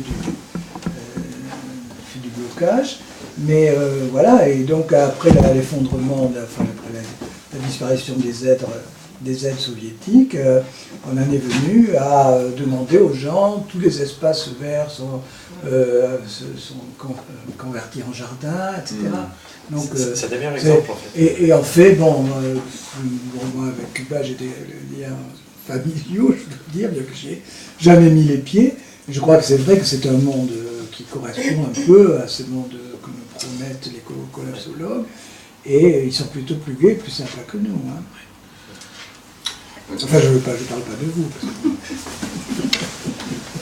Je sais pas, je vais jouer le rôle du Candide ce soir. Donc, alors c'est vrai que la notion même d'effondrement, j'ai du mal à y adhérer, parce que ça me paraît être toujours une façon de nous resservir un peu l'apocalypse, quoi, et un peu cette vision effrayée de Saint Jean de Patmos là, sur l'avenir. Et en fait, ces prévisions très sombres font penser toujours à deux textes. Là, c'est celui de Stuart Mill, qui au XIXe siècle a l'intuition de ce que pourrait être la sociologie de demain. Et il remarque, il observe que, évidemment, on peut prévoir les mouvements astronomiques, hein, et on peut en effet établir des courbes sur l'évolution d'un certain nombre de phénomènes. Et il se dit, mais pourquoi ne pourrait-on pas faire, au fond, la même chose pour les sociétés humaines? Puisqu'au fond, il y a des constantes chez l'homme. Vous parliez d'un des besoins primaires, c'est vrai qu'ils font pression et ils nous conduisent. Et puis, il analyse tout ça et il essaie d'élaborer cette science, donc, qui serait une science donc, prédicative des comportements. Et puis, au fond, après réflexion, il se dit, c'est pas possible. Parce que nous sommes trop irrationnels. Et qu'on ne peut jamais, au fond, prévoir les interactions qui peuvent se tisser entre les êtres humains. Et il y a eu tellement de formes, de régimes politiques, de formes de sociétés dans l'histoire déjà, qu'au fond, on ne peut pas savoir ce que sera demain. Et alors, ça me fait penser aussi à un autre texte que j'aime beaucoup. Un jour, un journaliste va voir Henri Bergson et lui dit, ah, monsieur Bergson, vous qui êtes la tête pensante de la France du début du siècle, dites-nous ce que sera la littérature de demain. Parce que vous devez sentir ce qui va naître. Et Bergson m'explique que sa question est complètement stupide. Il n'y a pas de possible, dit-il, qui attend son heure. Et au fond, on ne sait pas. Et on ne peut pas savoir ce que sera demain, puisque demain est un surgissement. Alors bien sûr, attention, c'est pas l'apologie de la naïveté et de l'inconscience que je fais, mais bien sûr qu'il y a des courbes. Mais qu'allons-nous en faire? Et c'est vrai que c'est pour ça que les solutions me paraissent intéressantes. Là, c'est vrai, je lisais un truc sur Détroit, la ville qui s'est effondrée sur elle-même avec la chute de l'automobile. Ouais, on a transformé les rues en potager. Il y a des solutions. Enfin, et je pense, alors, je sais pas, je suis peut-être un incorrigible optimiste, mais je pense que, alors vraiment, nous sommes une espèce qui ne manque jamais de ressources, et qui finit, même si les choses vont mal, par trouver, inventer des solutions. Ça ne veut pas dire qu'il n'y aura pas des drames, des pleurs, du sang. Voilà, non mais c'est absolument pas incompatible. Hein. C'est un peu, tu veux, on se positionne aussi, les collapsologues se positionnent aussi, mais on peut aussi dire l'intervention humaine, ça peut être l'intervention d'un individu qui va taper sur le bouton atomique. Ça aussi, on ne peut pas le prévoir. Pour le coup, je veux dire, tout est... Voilà, ce sont des choses aussi qui sont possibles. Personne ne peut prévoir l'histoire. Pour le coup, il y aura un réchauffement. Mais non, mais parce que maintenant, en plus, on a ça. C'est vrai qu'on n'est pas non plus à l'abri de. Quand tu as parlé de l'Empire romain, là, il y a eu, je crois, aussi quand même une déliquescence de la société qui a permis quand même à tout ce qui était autour de pouvoir mettre la main dans l'Empire, parce qu'il y a quand même eu un laisser-aller complet, les gens se sont, enfin du moins les riches se sont livrés à des vies un peu décousues, un peu... Ça c'est la vision satyricone, mais bon, c'est Si tu veux, non, parce qu'actuellement, on a des dirigeants qui ont... Enfin, un peu dans tous les pays, les dirigeants ont quand même tendance à vivre bien sur le dos des gens. Oui, mais ça... On va profiter des systèmes... Si tu veux être dirigeant, c'est qu'on va vivre bien sur le dos des gens. Non, mais est-ce que ça ne peut pas nous mener à notre perte? Non, mais bon, ça, si tu veux, pour ce qui est l'Empire, cette vision, elle n'est pas avérée. Parce que elle n'est pas vraie, non. Ces grands aristocrates romains, c'est eux qui les premiers... c'est aussi l'idéal de l'oisiveté studieuse, de l'étude. C'est eux qui adoptent le christianisme, c'est eux qui personne ne croit à la religion romaine imposée et pratiquée, qui est une religion officielle. Non, il y a une... Non, je ne pense pas. Ça, si tu veux, le mal et le bien, il est toujours partagé. J'aimerais bien, excusez-moi Gérard, mais puisqu'on a un scientifique là, ingénieur, j'aimerais bien avoir ton avis. Enfin, si tu veux, moi je pense qu'il y a un point qu'on n'a peut-être pas abordé, c'est les nouvelles technologies. Avec l'apparition de cette communication et de tous ces objets que nous avons tous dans la poche, qui représentent, je crois, 20% de l'énergie que l'on consomme. Donc, ce qui amène une augmentation en l'espace de quelques années, un besoin d'énergie phénoménal, avec, en termes de pollution, des produits très particuliers. Et je crois qu'on n'a pas su adapter, qui va nous amener des problèmes de société, puisque on n'a pas su dompter l'information qui circule, qui va remettre en cause sans doute la façon dont on va gouverner, puisque c'est une communication directe qu'on peut avoir de l'ensemble de la population extrêmement rapidement. Donc je crois que là, il y a un phénomène qui joue tant sur la partie climatique, sur la partie sociologique, et qu'on ne maîtrise pas encore. C'est sûr que je pense qu'il y a des formes politiques qui sont vouées à disparaître, on le voit. Une fois, j'écoutais du Hamel qui disait, mais jamais on aurait interpellé il y a 30 ans un président de la République comme on le fait aujourd'hui. Ouais, j'écoutais aussi. Ouais. Ah, mais ça, c'est sûr. Quel que soit le bord politique dans lequel on est, il n'y aurait pas cette familiarité, cette espèce de tutoiement avec le chef de l'État. Mais on n'a pas conscience que ça consomme, quoi. Oui. Pour aller dans tout ça, qu'est-ce qu'il y a derrière l'arrestation de la directrice financière de Huawei, par exemple? Qu'est-ce qu'il y a là derrière? Mais il y a là. Ah oui, il y a des aspects entiers de ces... Dans les premières ressources qui risquent de manquer, on est sur les terres rares, en fait, tout ce qui est cadmium, manganèse, tout ça. Il y en a, l'antimoine par exemple, a complètement déjà disparu. Et il y a des courbes, comme ça en fait on voit très bien tous les matériaux dans des appareils qu'on a tous les jours, alors, principalement justement tout ce qui va être smartphone, mais pas que, parce qu'en fait, même par exemple le minerai argent, il y a des stocks probables jusqu'en grand maximum 2025 du minerai argent. Pour des écrans, pour des smartphones, mais aussi pour les panneaux photovoltaïques, pour tout ce qui est globalement un peu électronique, ça va manquer. Donc il y a aussi ça en fait sur Adrastia, qui est le site de Vincent Mignereau. En fait, c'est une association qui est aussi vraiment sur la collapsologie. Ils ont toute une partie pour on va dire un petit peu défaire les mythes qu'on pourrait avoir en se disant, et Jean Covici a fait toute une étude aussi dans un livre, c'est Dormez tranquille jusqu'en 2100 et autres malentendus sur le climat et ses conséquences. Où il y a toute une partie où il va dire, par exemple aujourd'hui en France on a une grande chance, alors je ne suis pas pro-nucléaire, loin de là, mais on a quand même une grande chance, c'est d'avoir cette installation nucléaire qui émet pas de CO2, ou en tout cas à 17 grammes je crois à peu près du mégawatt. Ce qui est le minimum par rapport à d'autres énergies. Et globalement, si on devait remplacer tout ce parc-là par de l'éolien ou du solaire, déjà il faut du soleil et du vent tout le temps, ce qu'on n'a pas. Donc en fait, on est obligé de multiplier par à peu près 6 ou 7 ces installations pour avoir à peu près la même puissance disponible que le parc nucléaire. Et tout ça, quand on commence à le chiffrer, on se rend compte que alors, déjà ça coûte mais vraiment beaucoup plus cher. Ça coûte 300-400 milliards qu'on n'aura plus. Qu'on n'aura plus, et après, même si c'était juste en termes de minerais, de matériaux, on les aurait pas non plus. Et on parle juste ça à l'échelle à peine de la France ou de l'Europe.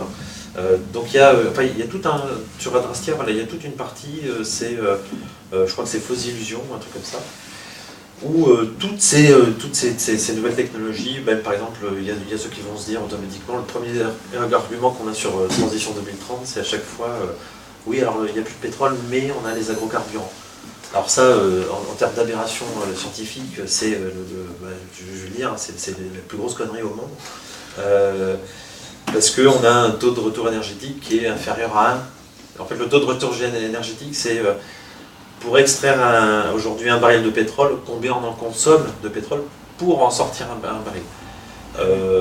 Au début du siècle, enfin en 1900, c'était on consomme un baril, on en extrait 100.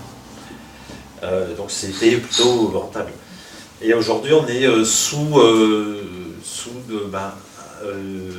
un baril consommé, 10 barils extraits à peu près en moyenne.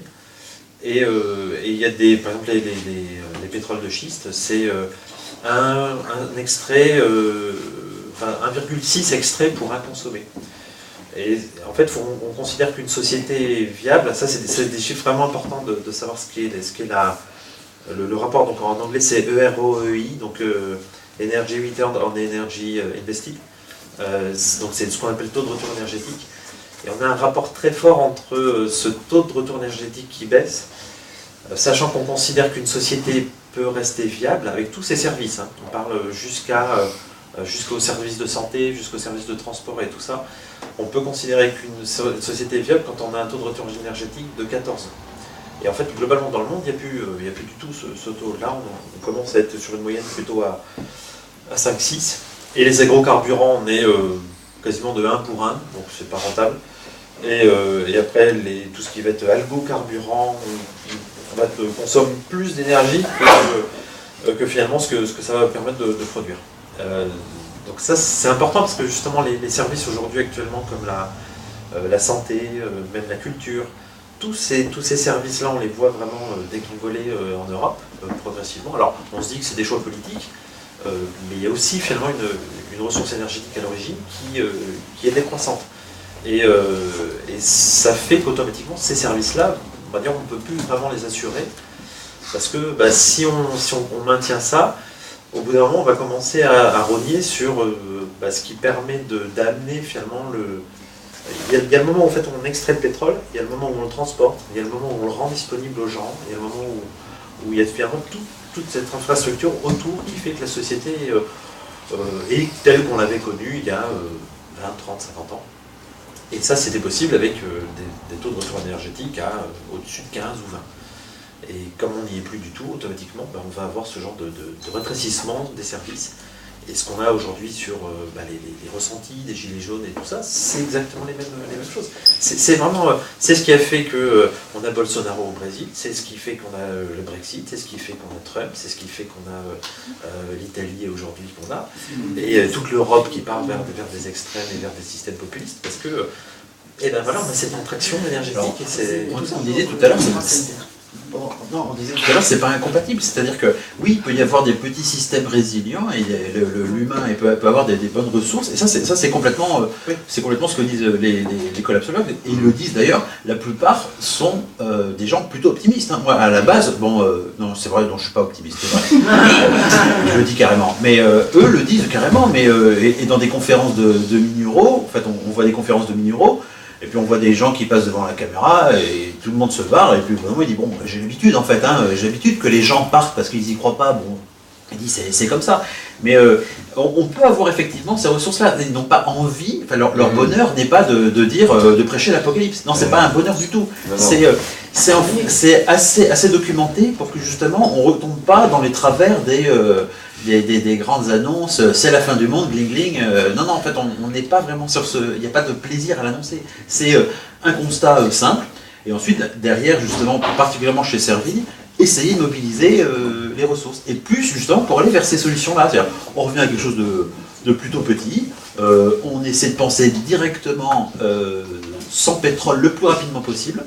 Parce que le plus rapidement possible sans pétrole, on n'est pas sur des augmentations de pétrole, du gasoil à 2, 3, 5%. Hein. On est à 400% hein, quand on sera sur les pertes. Et ça va être très rapide. Là, ça sera un effondrement. 2021, 2022, actuellement, de toute façon, toutes les ressources. Là, par contre, là, ça sera violent. Mais, tous les investissements qui n'ont pas été faits ces 3 dernières années vont être vite à l'échelle mondiale. Hein, et de toute façon, tous les pays dans le monde, le dernier pays finalement qui n'avait pas franchi son peak oil, c'était l'Arabie Saoudite, qui est en fait encore derrière maintenant les États-Unis, mais alors avec un pétrole. Alors oui, ils en extraient beaucoup, ils sont redevenus premier producteur, mais un pétrole qui sera très pauvre et qui globalement ne permet pas, par exemple, de faire du gasoil ou des fuels, enfin des essences lourdes. Donc en fait, et qui seront quasiment pas consommables aussi dans les derniers moteurs. Donc en fait, aujourd'hui, même ils font des stocks, mais c'est juste pour jouer sur les places financières. Hein. Et après, on a l'Arabie Saoudite encore, qui est le seul pétrole conventionnel à peu près abondant. Mais vous savez, les stocks de l'Arabie Saoudite n'ont pas bougé depuis 1986. En fait, ils extraient tous les jours. Je sais plus, on a 12 millions de barils par jour, hein, 12 millions de barils par jour pour l'Arabie Saoudite. Et les stocks n'ont pas bougé d'un iota depuis 1986. Là où ils avaient fait un grand bond de quasiment 100 milliards de barils, le jour où on avait dit qu'en fait, on pouvait produire en fonction des stocks qu'on avait. En fait, et donc tout le monde a eu à ce moment-là, cette année-là, tout le stock, on va dire, mondial a augmenté de 300 milliards. Mais d'un coup de baguette magique. Et aujourd'hui, en fait, ça paraît quelque part une information essentielle, mais personne aujourd'hui sait dire finalement combien réellement, et avec des experts, on va dire, qui seraient neutres, combien aujourd'hui il reste de pétrole sous terre. Il y aura toujours des gens qui vont croire qu'il y a en Antarctique ou quoi que ce soit. Oui, il y a eu là, mais sous boisson, mais ils sont là. Oui, mais après, c'est des stocks de production et jamais de stock disponible. Et en termes d'innovation, quand on parle maintenant de voitures électriques, est-ce que c'est mieux, est-ce que c'est pas mieux Des terres rares. Donc en fait. Alors, vous avez vu au Portugal, le lithium, là, ils vont dévaster tout le nord du Portugal là, pour sortir du lithium. Alors la région, qui était une région hyper tranquille, le nord du Portugal, c'est boisé, c'est montagneux, mais ça va être un champ de mines. Donc c'est l'horreur. Et pareil pour la Chine. Hein. Il y a des zones entières qui sont dévastées pour les terres rares. La Chine, c'est quasiment les seuls qui ont certains métaux rares, effectivement. C'est les seuls à avoir ça. Il y a des zones, on ne le sait pas, mais il y a des immensités qui sont dévastées pour ça. Il ne faut pas oublier que le pétrole, ça ne sert pas que pour l'énergie, ça sert aussi, c'est une base pour tout ce qui est plastique, c'est des molécules organiques dont on a besoin pour... C'est en fait dans les consommables, c'est ça. Les médicaments. Surtout pour ça. Ça sert à habiller les véganes. Hein. Oui, ça sert à habiller les véganes. Comment on peut changer avec un terme aussi complexe, parce que l'écolapsologie, c'est quand même assez compliqué à dire. Pourquoi avoir trouvé ce terme-là et comment les masses populaires et tout, est-ce qu'ils ne sont pas déjà collapsologues sans le savoir? Parce que les gens dans la rue, aujourd'hui, comme tu parlais de systémique, on est ce qui n'est pas prosé vert ou ce qui est vert n'est pas prose, je suppose, mais on a sûrement des collapsologues qui le... Parce que quand on vous entend, tout de suite, qu'est-ce qui se passe? Et c'est avec grand respect, on a l'impression que c'est une affaire de scientifique. Et quand on t'écoute, oui, mais ça sera aussi une affaire de chacun, de tout à chacun.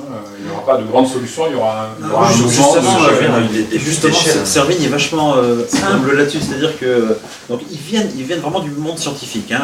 Lui a étudié des populations de fourmis, et puis ensuite il est arrivé à finalement transposer ces études-là à une autre échelle, peut-être des Et en fait, ils essaient, dans le dernier bouquin, c'est assez clair, hein, même ils s'excusent d'amener des solutions, certains de Transition 2030, les collapsos limite survivalistes, hein, leur disent vous êtes des bisounours, quoi. On va tous revenir, on va cueillir des fleurs, on va manger, on va tous se mettre autour de la table, ça sera magnifique. Oui, mais si on ne le fait pas, effectivement, c'est l'autre imaginaire, c'est-à-dire, comme on disait, les imaginaires des films de zombies, où on est tous en train de lutter l'un contre l'autre, on est tous armés pour survivre. On a, comme dans la route, justement, des stocks incroyables, mais comme on fait des stocks, tout le monde sait qu'on a fait des stocks, donc ça sera la première maison qu'on va aller piller. Enfin, les survivalistes, du coup, ils ne sont pas très malins de faire ça, parce qu'ils le disent en plus qu'ils sont survivalistes, donc ils font des stocks. Et justement, Servine s'excuse de dire on va présenter des solutions. Ça parle d'écoféminisme, ça parle de solutions de petits villages qui montent en compétences, qui justement essaient de revenir à la terre.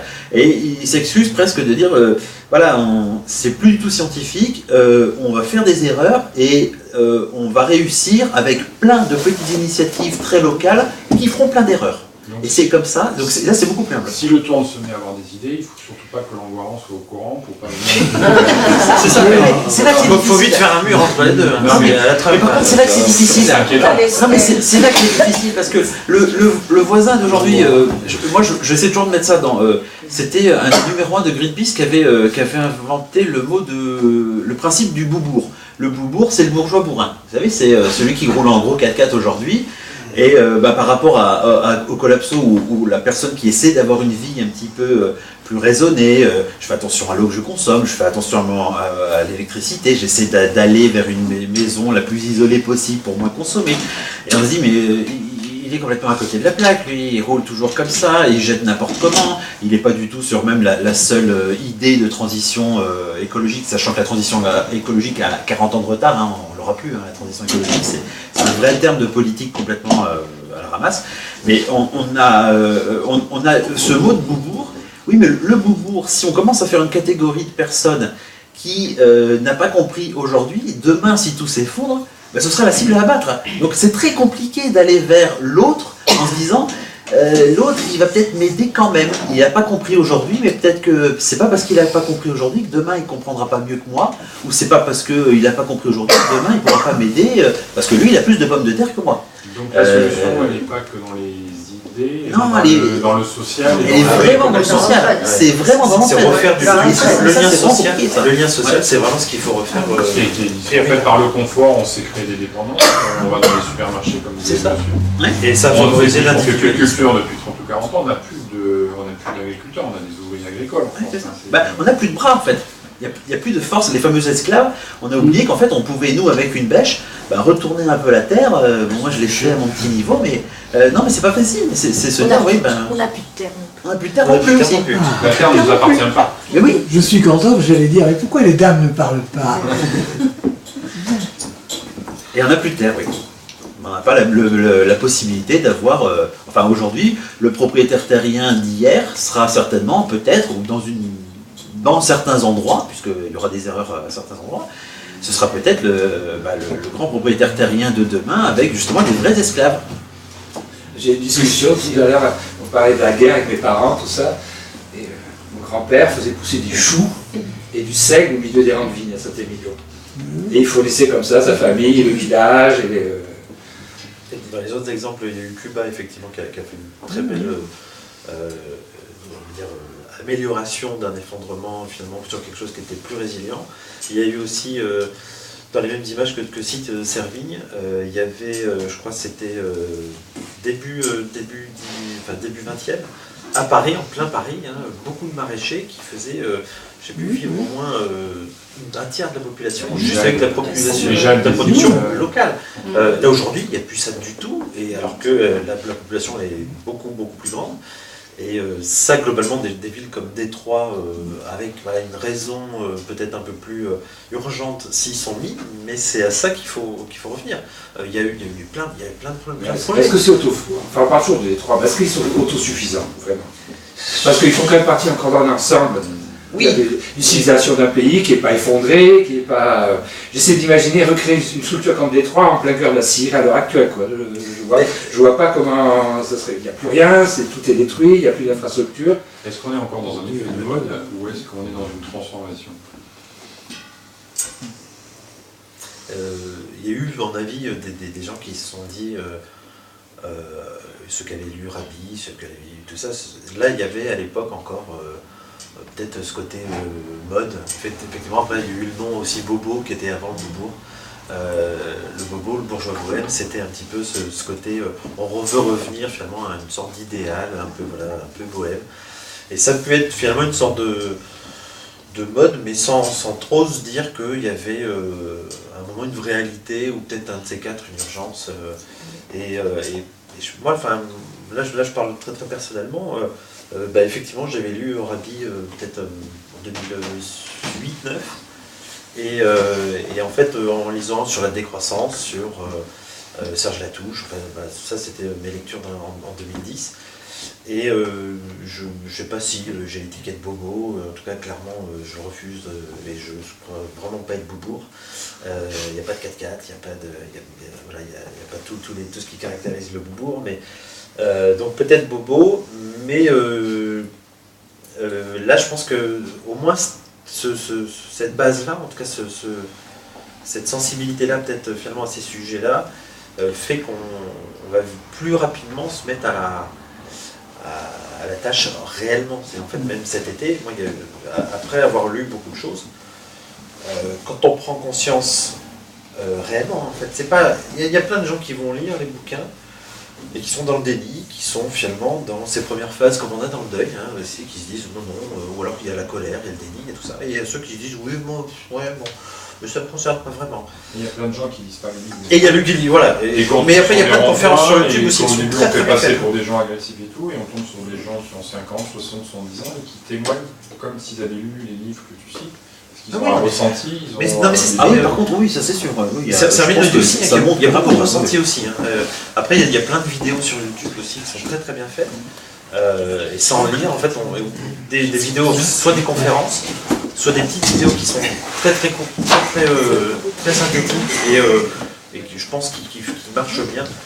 Et ça, je pense que ça peut faire prendre conscience. En fait, on passe du moment où on était un peu sensibilisé, voilà, c'est exactement ça.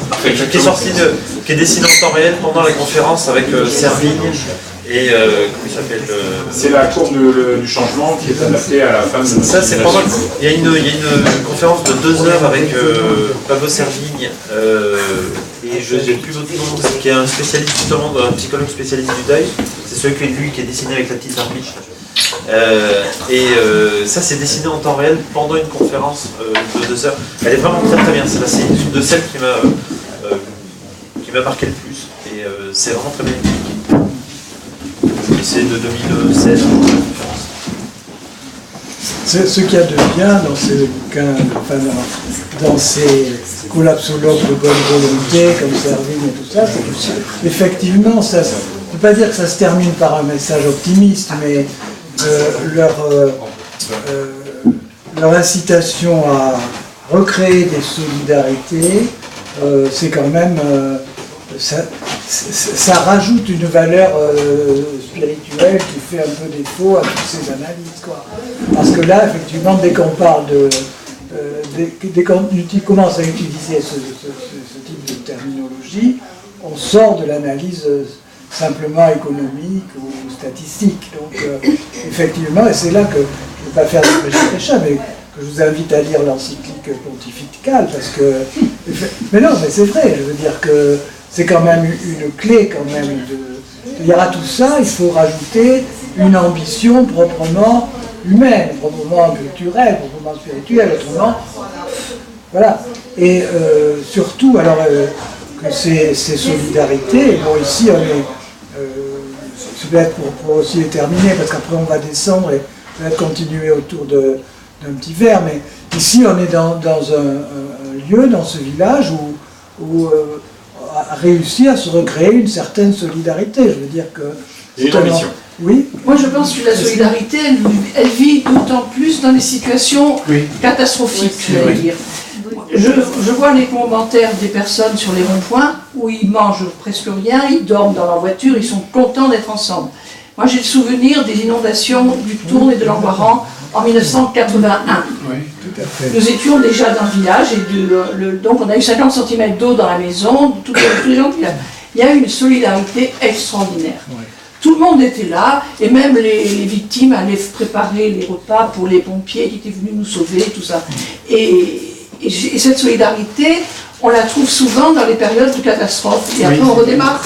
Parce qu'on a eu en 99, on avait eu la tempête qui avait... Oui. On a eu le courant coupé pendant 14 jours. À Payet, là. Non, mais au Langoiran. Oui. Tout le quartier, les gens qu'on ne se connaissait pas, ou on ne se parlait pas beaucoup, finalement, il y a eu une solidarité pareille. Non, mais si ce n'est que ce rendez-vous de ce soir, il témoigne tout simplement Il y a une envie de mélanger les générations, les idées, voilà. Ce qui me fait dire justement que dans ces situations de crise courtes et brutales, là, je pense que la coopération est plus là. Moi, je crois que le pire, ce serait d'avoir un effondrement très très long, où on prend bien conscience que ça s'arrête. Et là, je pense que là, ça sera beaucoup plus dur. Mais c'est ce qui est en train de... Enfin, c'est ce que certains imaginent. C'est plus ce qui est en train de se passer. Après, oui, les personnes qui ont du capital, qui sont riches, oui. D'ailleurs, il y en a de moins en moins, oui. Ces gens-là, ils sont mortels. Ils disent, tant que je suis vivant, je vais pouvoir en profiter. Et 2100, comme tu disais, le mois point de salut. Oui. Donc cet effondrement rapide, comme vous dites, c'est dans les moments difficiles qu'il y a une grande solidarité. Il y a un mouvement de balancier. Il peut y avoir après, on va aller chercher, on peut se battre ou on peut se défendre. Là, en fait, la prise de conscience, c'est de quel côté on va basculer. C'est ça. Et à quel moment est-ce qu'on accélère la mise en œuvre ou est-ce qu'on attend durablement de mourir individuellement. C'est ça, c'est... Disons que des événements dramatiques obligent à sortir de chez soi. Dramatique et un peu rapide. Tout simplement. Et un peu rapide. C'est presque à souhaiter que des fois on se dise ce sera plus mal. Martine, tu veux dire quelque chose? Non, je voyais comme ça. Parce qu'il y a 4 dames, on va revenir sur ce que disait Philippe. Vous avez écouté, mais il n'y a pas eu de réaction et je ne vais pas vous mettre mal à l'aise. Ok, c'est trop tard. On va pas faire de plan, c'est trop tard, c'est fait. Bon. Donc du coup, là, sur ce premier événement de rencontre ce soir, je crois que c'est déjà de faire un constat où on est d'accord, pas d'accord. Moi, je me pose encore des questions, savoir c'est ce que c'est l'être humain qui a causé, et je crois qu'il y a un grand scientifique qui disait, c'est quand même, il faut pas que l'homme ait la prétention de croire que les problèmes d'écologie et de thermique, de réchauffement, c'est la faute que de l'homme. Oui, ok, mais what else? Et après, qu'est-ce qu'on fait, quoi? Par contre, il y a un certain nombre de choses que tu dis qui sont systémiques, où on a l'impression qu'il y a une prise de conscience à plein de niveaux, de façon bobo ou de façon plus révolutionnaire. Des gens disent, mais non, il va falloir accélérer une remise à niveau. Et au lieu de donner la main à des scientifiques, Einstein disait c'est pas celui qui a posé un problème qui va le solutionner, si je me souviens bien. Et a priori dans la collapsologie, qui est un terme quand même un peu compliqué pour monsieur tout le monde, excusez-moi, est-ce qu'il faut avoir un costume, une cravate et tout? La collapsologie, ça va être c'est l'individu, le village, on revient sur des choses et réapprendre des gestes qui ont été faits auparavant. Du coup, dans les séances à venir, séance ou échange ou atelier, parce qu'on n'est pas on va pas faire de la psychanalyse ou de la psychologie, c'est peut-être d'aller chercher à un moment un sujet et de voir dans le village de Langoiran-le-Tourne, chez nous, parce que c'est un seul et même village à 2 communes, si j'ai bien appris ma leçon, de jeunes habitants depuis 14 mois ici. Qu'est-ce qu'on peut changer, comment on peut améliorer. Moi, gérant d'un restaurant qui me fait livrer par un camion frigorifique, qui n'a pas les moyens d'aller voir mes amis à Paris, mais qui peut aller me faire un Marrakech à 40 €, comment petit à petit je peux commencer à prendre mon destin. De toute façon, les choses vont bouger, parce qu'on voit que dans la rue, on est parti sur la goutte d'eau de l'essence, etc. Mais ça vient trahir ou ça vient sortir on voit des personnes qui s'expriment et qui vont au-delà de l'essence. Ça va au-delà du sujet de l'essence. Est-ce que ça va nous amener une révolution ou pas? Mais déjà, est-ce que déjà entre nous, c'est quoi les petits gestes? Et en étant extrêmement modeste, ou extrêmement humble, extrêmement solidaire. Je trouve ça très intéressant, les petits gestes du quotidien et l'être ensemble au niveau d'un village.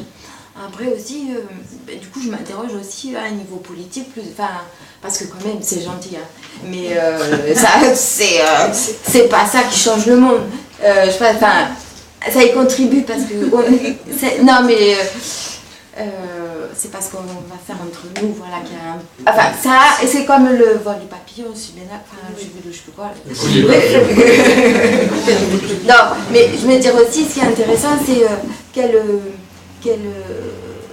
politiquement, où est-ce qu'il faut... Parce qu'effectivement, si on est sur une analyse systémique aussi dans un système, si j'agis sur un côté, ça redistribue le système quand même. Où est Florent? Alors, où est-ce qu'on a... Enfin, où est-ce qu'il faut mettre la pression pour redresser les choses ou pas? Enfin, merci, parce qu'en fait, l'objectif à terme, c'est quoi? Est-ce que c'est de discuter pendant que le monde s'écroule? Non, c'est d'imaginer. Les idées qu'on a eues quand on discutait, c'était de se dire aussi, à un moment ou à un autre, est-ce qu'on ne peut pas remettre par un livret blanc des réflexions, des sujets, et aller voir nos élus, nos maires, nos administrés. Et bizarrement, depuis quelques semaines, c'est un des sujets qui commence à venir. Je crois que c'est l'article 3 ou l'article 6 de la Constitution qu'on n'utilise quasiment jamais, c'est la consultation par le bas du peuple. Donc je pense que la solution, à un moment ou à un autre, ça peut être aussi parler. Donc on rentre peut-être pas dans la politique, mais on va peut-être rentrer un moment. C'est quoi les solutions mises en œuvre dans mon jardin, dans ma ville? Ok, très bien, c'est le colibri. Et après, est-ce que je peux intervenir? Est-ce que je peux être force de proposition? Est-ce que je peux demander à mes élus d'être force de proposition ou consulter? Et ce qui est en train d'ailleurs d'être proposé, est-ce qu'on peut être une énergie qui pousse ça? Est-ce qu'on va aller se battre sur un rond-point pour du diesel? Moi personnellement non. Mais est-ce que je peux prétendre avoir une démarche participative? Mais si je suis à l'endroit où on le tourne, c'est aussi pour ça. Enfin, c'est un des premiers maillons qui sera peut-être dans d'autres maillons. Donc la réponse, je ne sais pas si j'en fais une, là je sors de mon champ, mais je crois que l'idée c'est d'avoir une matière pour être force de proposition. Pour nous, déjà, parce que c'est déjà travaillé sur nous, et après sur nos administrés et notre pays. Oui. Ça, c'est vrai que ça demande un peu aussi. Enfin, du coup, c'est bien d'avoir une approche scientifique aussi enfin voilà, c'est ça que je me dis.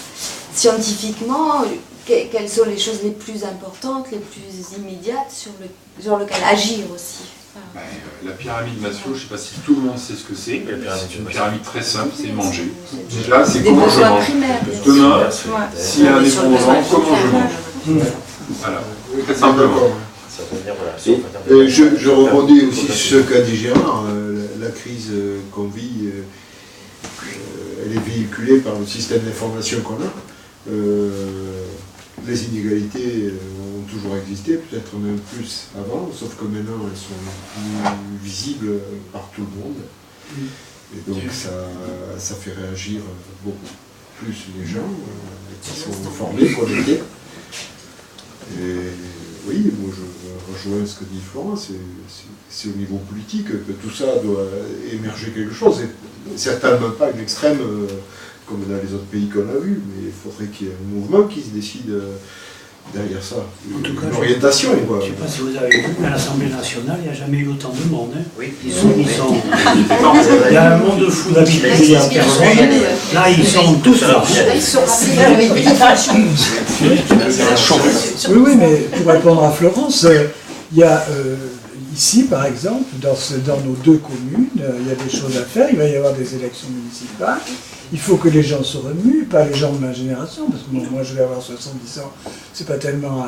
je veux dire, il faut susciter un peu des vocations, parce qu'il y a des choses à faire. J'en parlais avec Rémi ce matin, parce que, bon, comme depuis quelques jours, je ne pense qu'à ça, parce que quand on met son nez là-dedans, ça devient terrible, parce que, surtout avec Internet, maintenant, on ne sait pas où aller, où s'arrêter. Mais cette nuit, tout à coup, j'ai pensé à une expérience... qui est menée en Espagne toujours, et qui est celle d'un petit village, une commune qui s'est donnée tout en restant dans le cadre de la province de Séville, l'autonomie d'Andalousie, le royaume d'Espagne, et qui a un développement politique tout à fait spécifique. C'est le village, c'est Marineda, je crois. Marinaleda. Donc j'ai proposé à Rémi, je connais quelqu'un qui a travaillé là-bas, qui pourra venir faire un exposé là-dessus. Je veux dire, on peut aussi agir au niveau de la commune. Ça, c'est un petit municipe qui est devenu autogéré, avec un... bon, alors ça fait 30 ans que ça existe quand même, ça fait plus de 30 ans, avec un maire qui mène ça, c'est bien, toutes les décisions sont prises, il faut qu'il y ait 80% d'accord pour que décisions que ça prise. Chacun paie 15 euros de loyer, il touche 45 euros par jour, des salaires. Voilà, ça va beaucoup plus loin que tout ce que nous proposent les politiques, et ça fonctionne.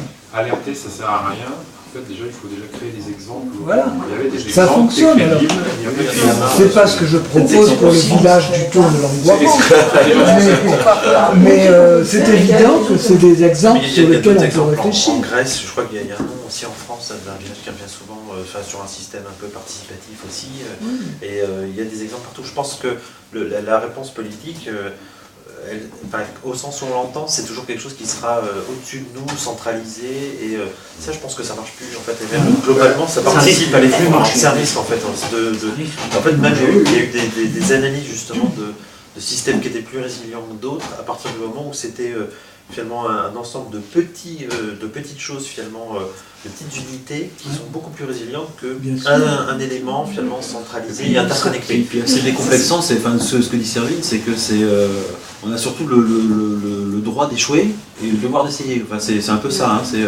Le droit d'échouer, c'est se dire, oui, on va tenter un truc, peut-être que ça ne marchera pas, il y aura peut-être un petit groupe à côté qui aura une autre solution qui, elle, échoue un petit peu, mais il y aura peut-être un peu à prendre dedans. Et s'écouter, parce que les exemples qu'il y a dans plein de pays sur la loi, sur l'Islande qui a eu une chute économique, déjà observer ce qui se passe, et est-ce que nous on ne peut pas s'amuser à s'approprier des exemples, parce qu'on a la prétention de croire que non mais c'est pas pareil, on n'est pas pareil, c'est différent ici, vous comprenez, il y a la Garonne, c'est... faut penser avec les gens qui sont sur place, en fait, faut faire avec les gens qui sont là effectivement, mais il faut aussi penser effectivement avec... là c'est une approche plus géographique, mais c'est chaque territoire effectivement aussi quand même, juste par le climat, et par les influences aussi, ou par l'histoire, chacun finalement a son... Entre chaque période de réflexion, je pense que ça sera plutôt sur le site de l'Asso. Là j'ai mis un truc sur le restaurant, enfin sur le site du passage, mais je le remettrai sur le site d'Asso. En 1 minute 43 ou 53, il y a un léger petit résumé qu'en fait il faut qu'il y ait un équilibre entre les riches et les pauvres, entre les égalités et les inégalités. Ce que tu as dit à demi-mot, mais que tu as dit plus à la présentation à la mairie du Tour, c'est qu'à un moment, s'il y a trop de riches, il y a très peu de riches, mais qui sont ultra riches, et qu'il y a de plus en plus de pauvres, mais on a un effondrement de système classique sociétal. Donc ça, c'est un truc intéressant, parce que c'est pas qu'un problème écologique, c'est pas qu'un problème de réchauffement planétaire. Tout simplement, c'est aussi parce qu'on a une économie qui est en train de se hyper concentrer. Donc là, en 1,53, vous avez un résumé, et je pense qu'il y a plein de petits talks. Ça, c'est intéressant à analyser ou à voir, qu'on peut passer, changer, pour réfléchir. C'est bien d'être intellectuel et d'être intelligent, mais c'est bien de ramener aussi à des choses manuelles ou basiques, terre à terre, ou trouver des exemples. Ça peut venir de nous, mais ça peut aussi venir de vous, parce qu'il y a une ville, je crois, en Espagne qui a aboli la voiture. Moi, ça me fait rigoler quand j'ai vu ça, et en fait, ils vivent super bien, ils ont des commerces qui fonctionnent du feu de Dieu. M'enlever la voiture, mais c'est pas possible. Donc il y a pas mal il y a aussi ces petits exemples, ça peut être une phase de réflexion et d'apprentissage en remontant ces exemples. Je ne sais pas comment on va mettre en œuvre ces échanges que vous pouvez aussi nous apporter jusqu'à la prochaine édition. Et le sujet, on verra quand on sera mûr, qu'est-ce qu'on peut attraper modestement et comment on peut bouger. Moi je pense à mes parents, sur une liste... la génération de mes parents ou grands-parents qui ont leur potager, qui ont leur lapin, leur poule. C'est brouillant, monsieur. Le champ de patates. Je pense qu'il faut habiter à la campagne pour ça. Voilà. Pendant la guerre, Bordeaux-Paris est nourri par la campagne. Nous habitions à la campagne. Tout le monde habitait à la campagne.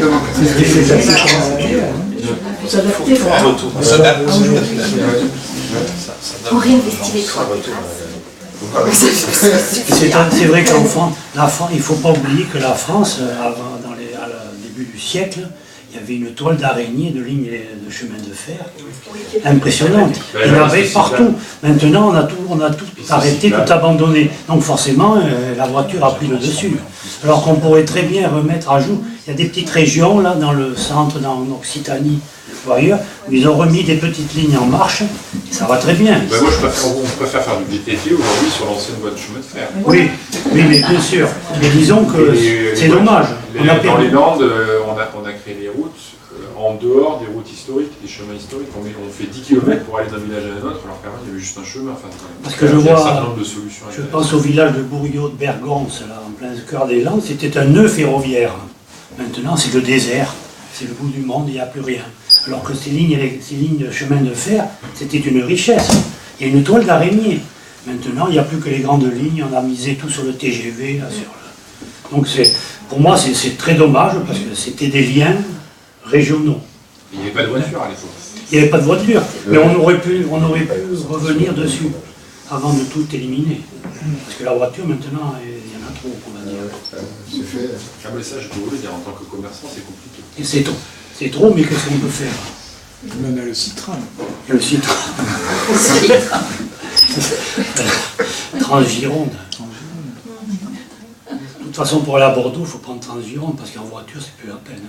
Quelques réactions sur la première séance, enfin, sur ce premier échange. Est-ce que c'est quelque chose qui est positif, non, c'est bien. Je me suis emmerdé, ou il n'y a que des fous, ils croient qu'on va mourir? Oscar, on s'en va, ensuite chez vous. Les qu'on sorte avant de réagir. On va mourir, c'est sûr. Ça, c'est sûr. Ou alors c'est n'importe quoi, tout ça c'est pour faire du fric, on a encore un moyen de développer une nouvelle économie. Ah non, c'est bien. Il faut développer. En tout cas, on en refera d'autres, on va essayer d'en faire un par mois. Et puis, donc, on va monter ce petit site où on rassemblera tout ça, et justement, où on pourra mettre des liens, des choses. D'ailleurs, si ça vous intéresse, vous pouvez nous laisser une adresse mail en bas. Et ceux qui n'ont pas de mail. Et ceux qui n'ont pas de mail, on leur enverra un pigeon voyageur. Puis voilà, donc on refera ça sur les thèmes. C'est bien. Merci beaucoup. Merci.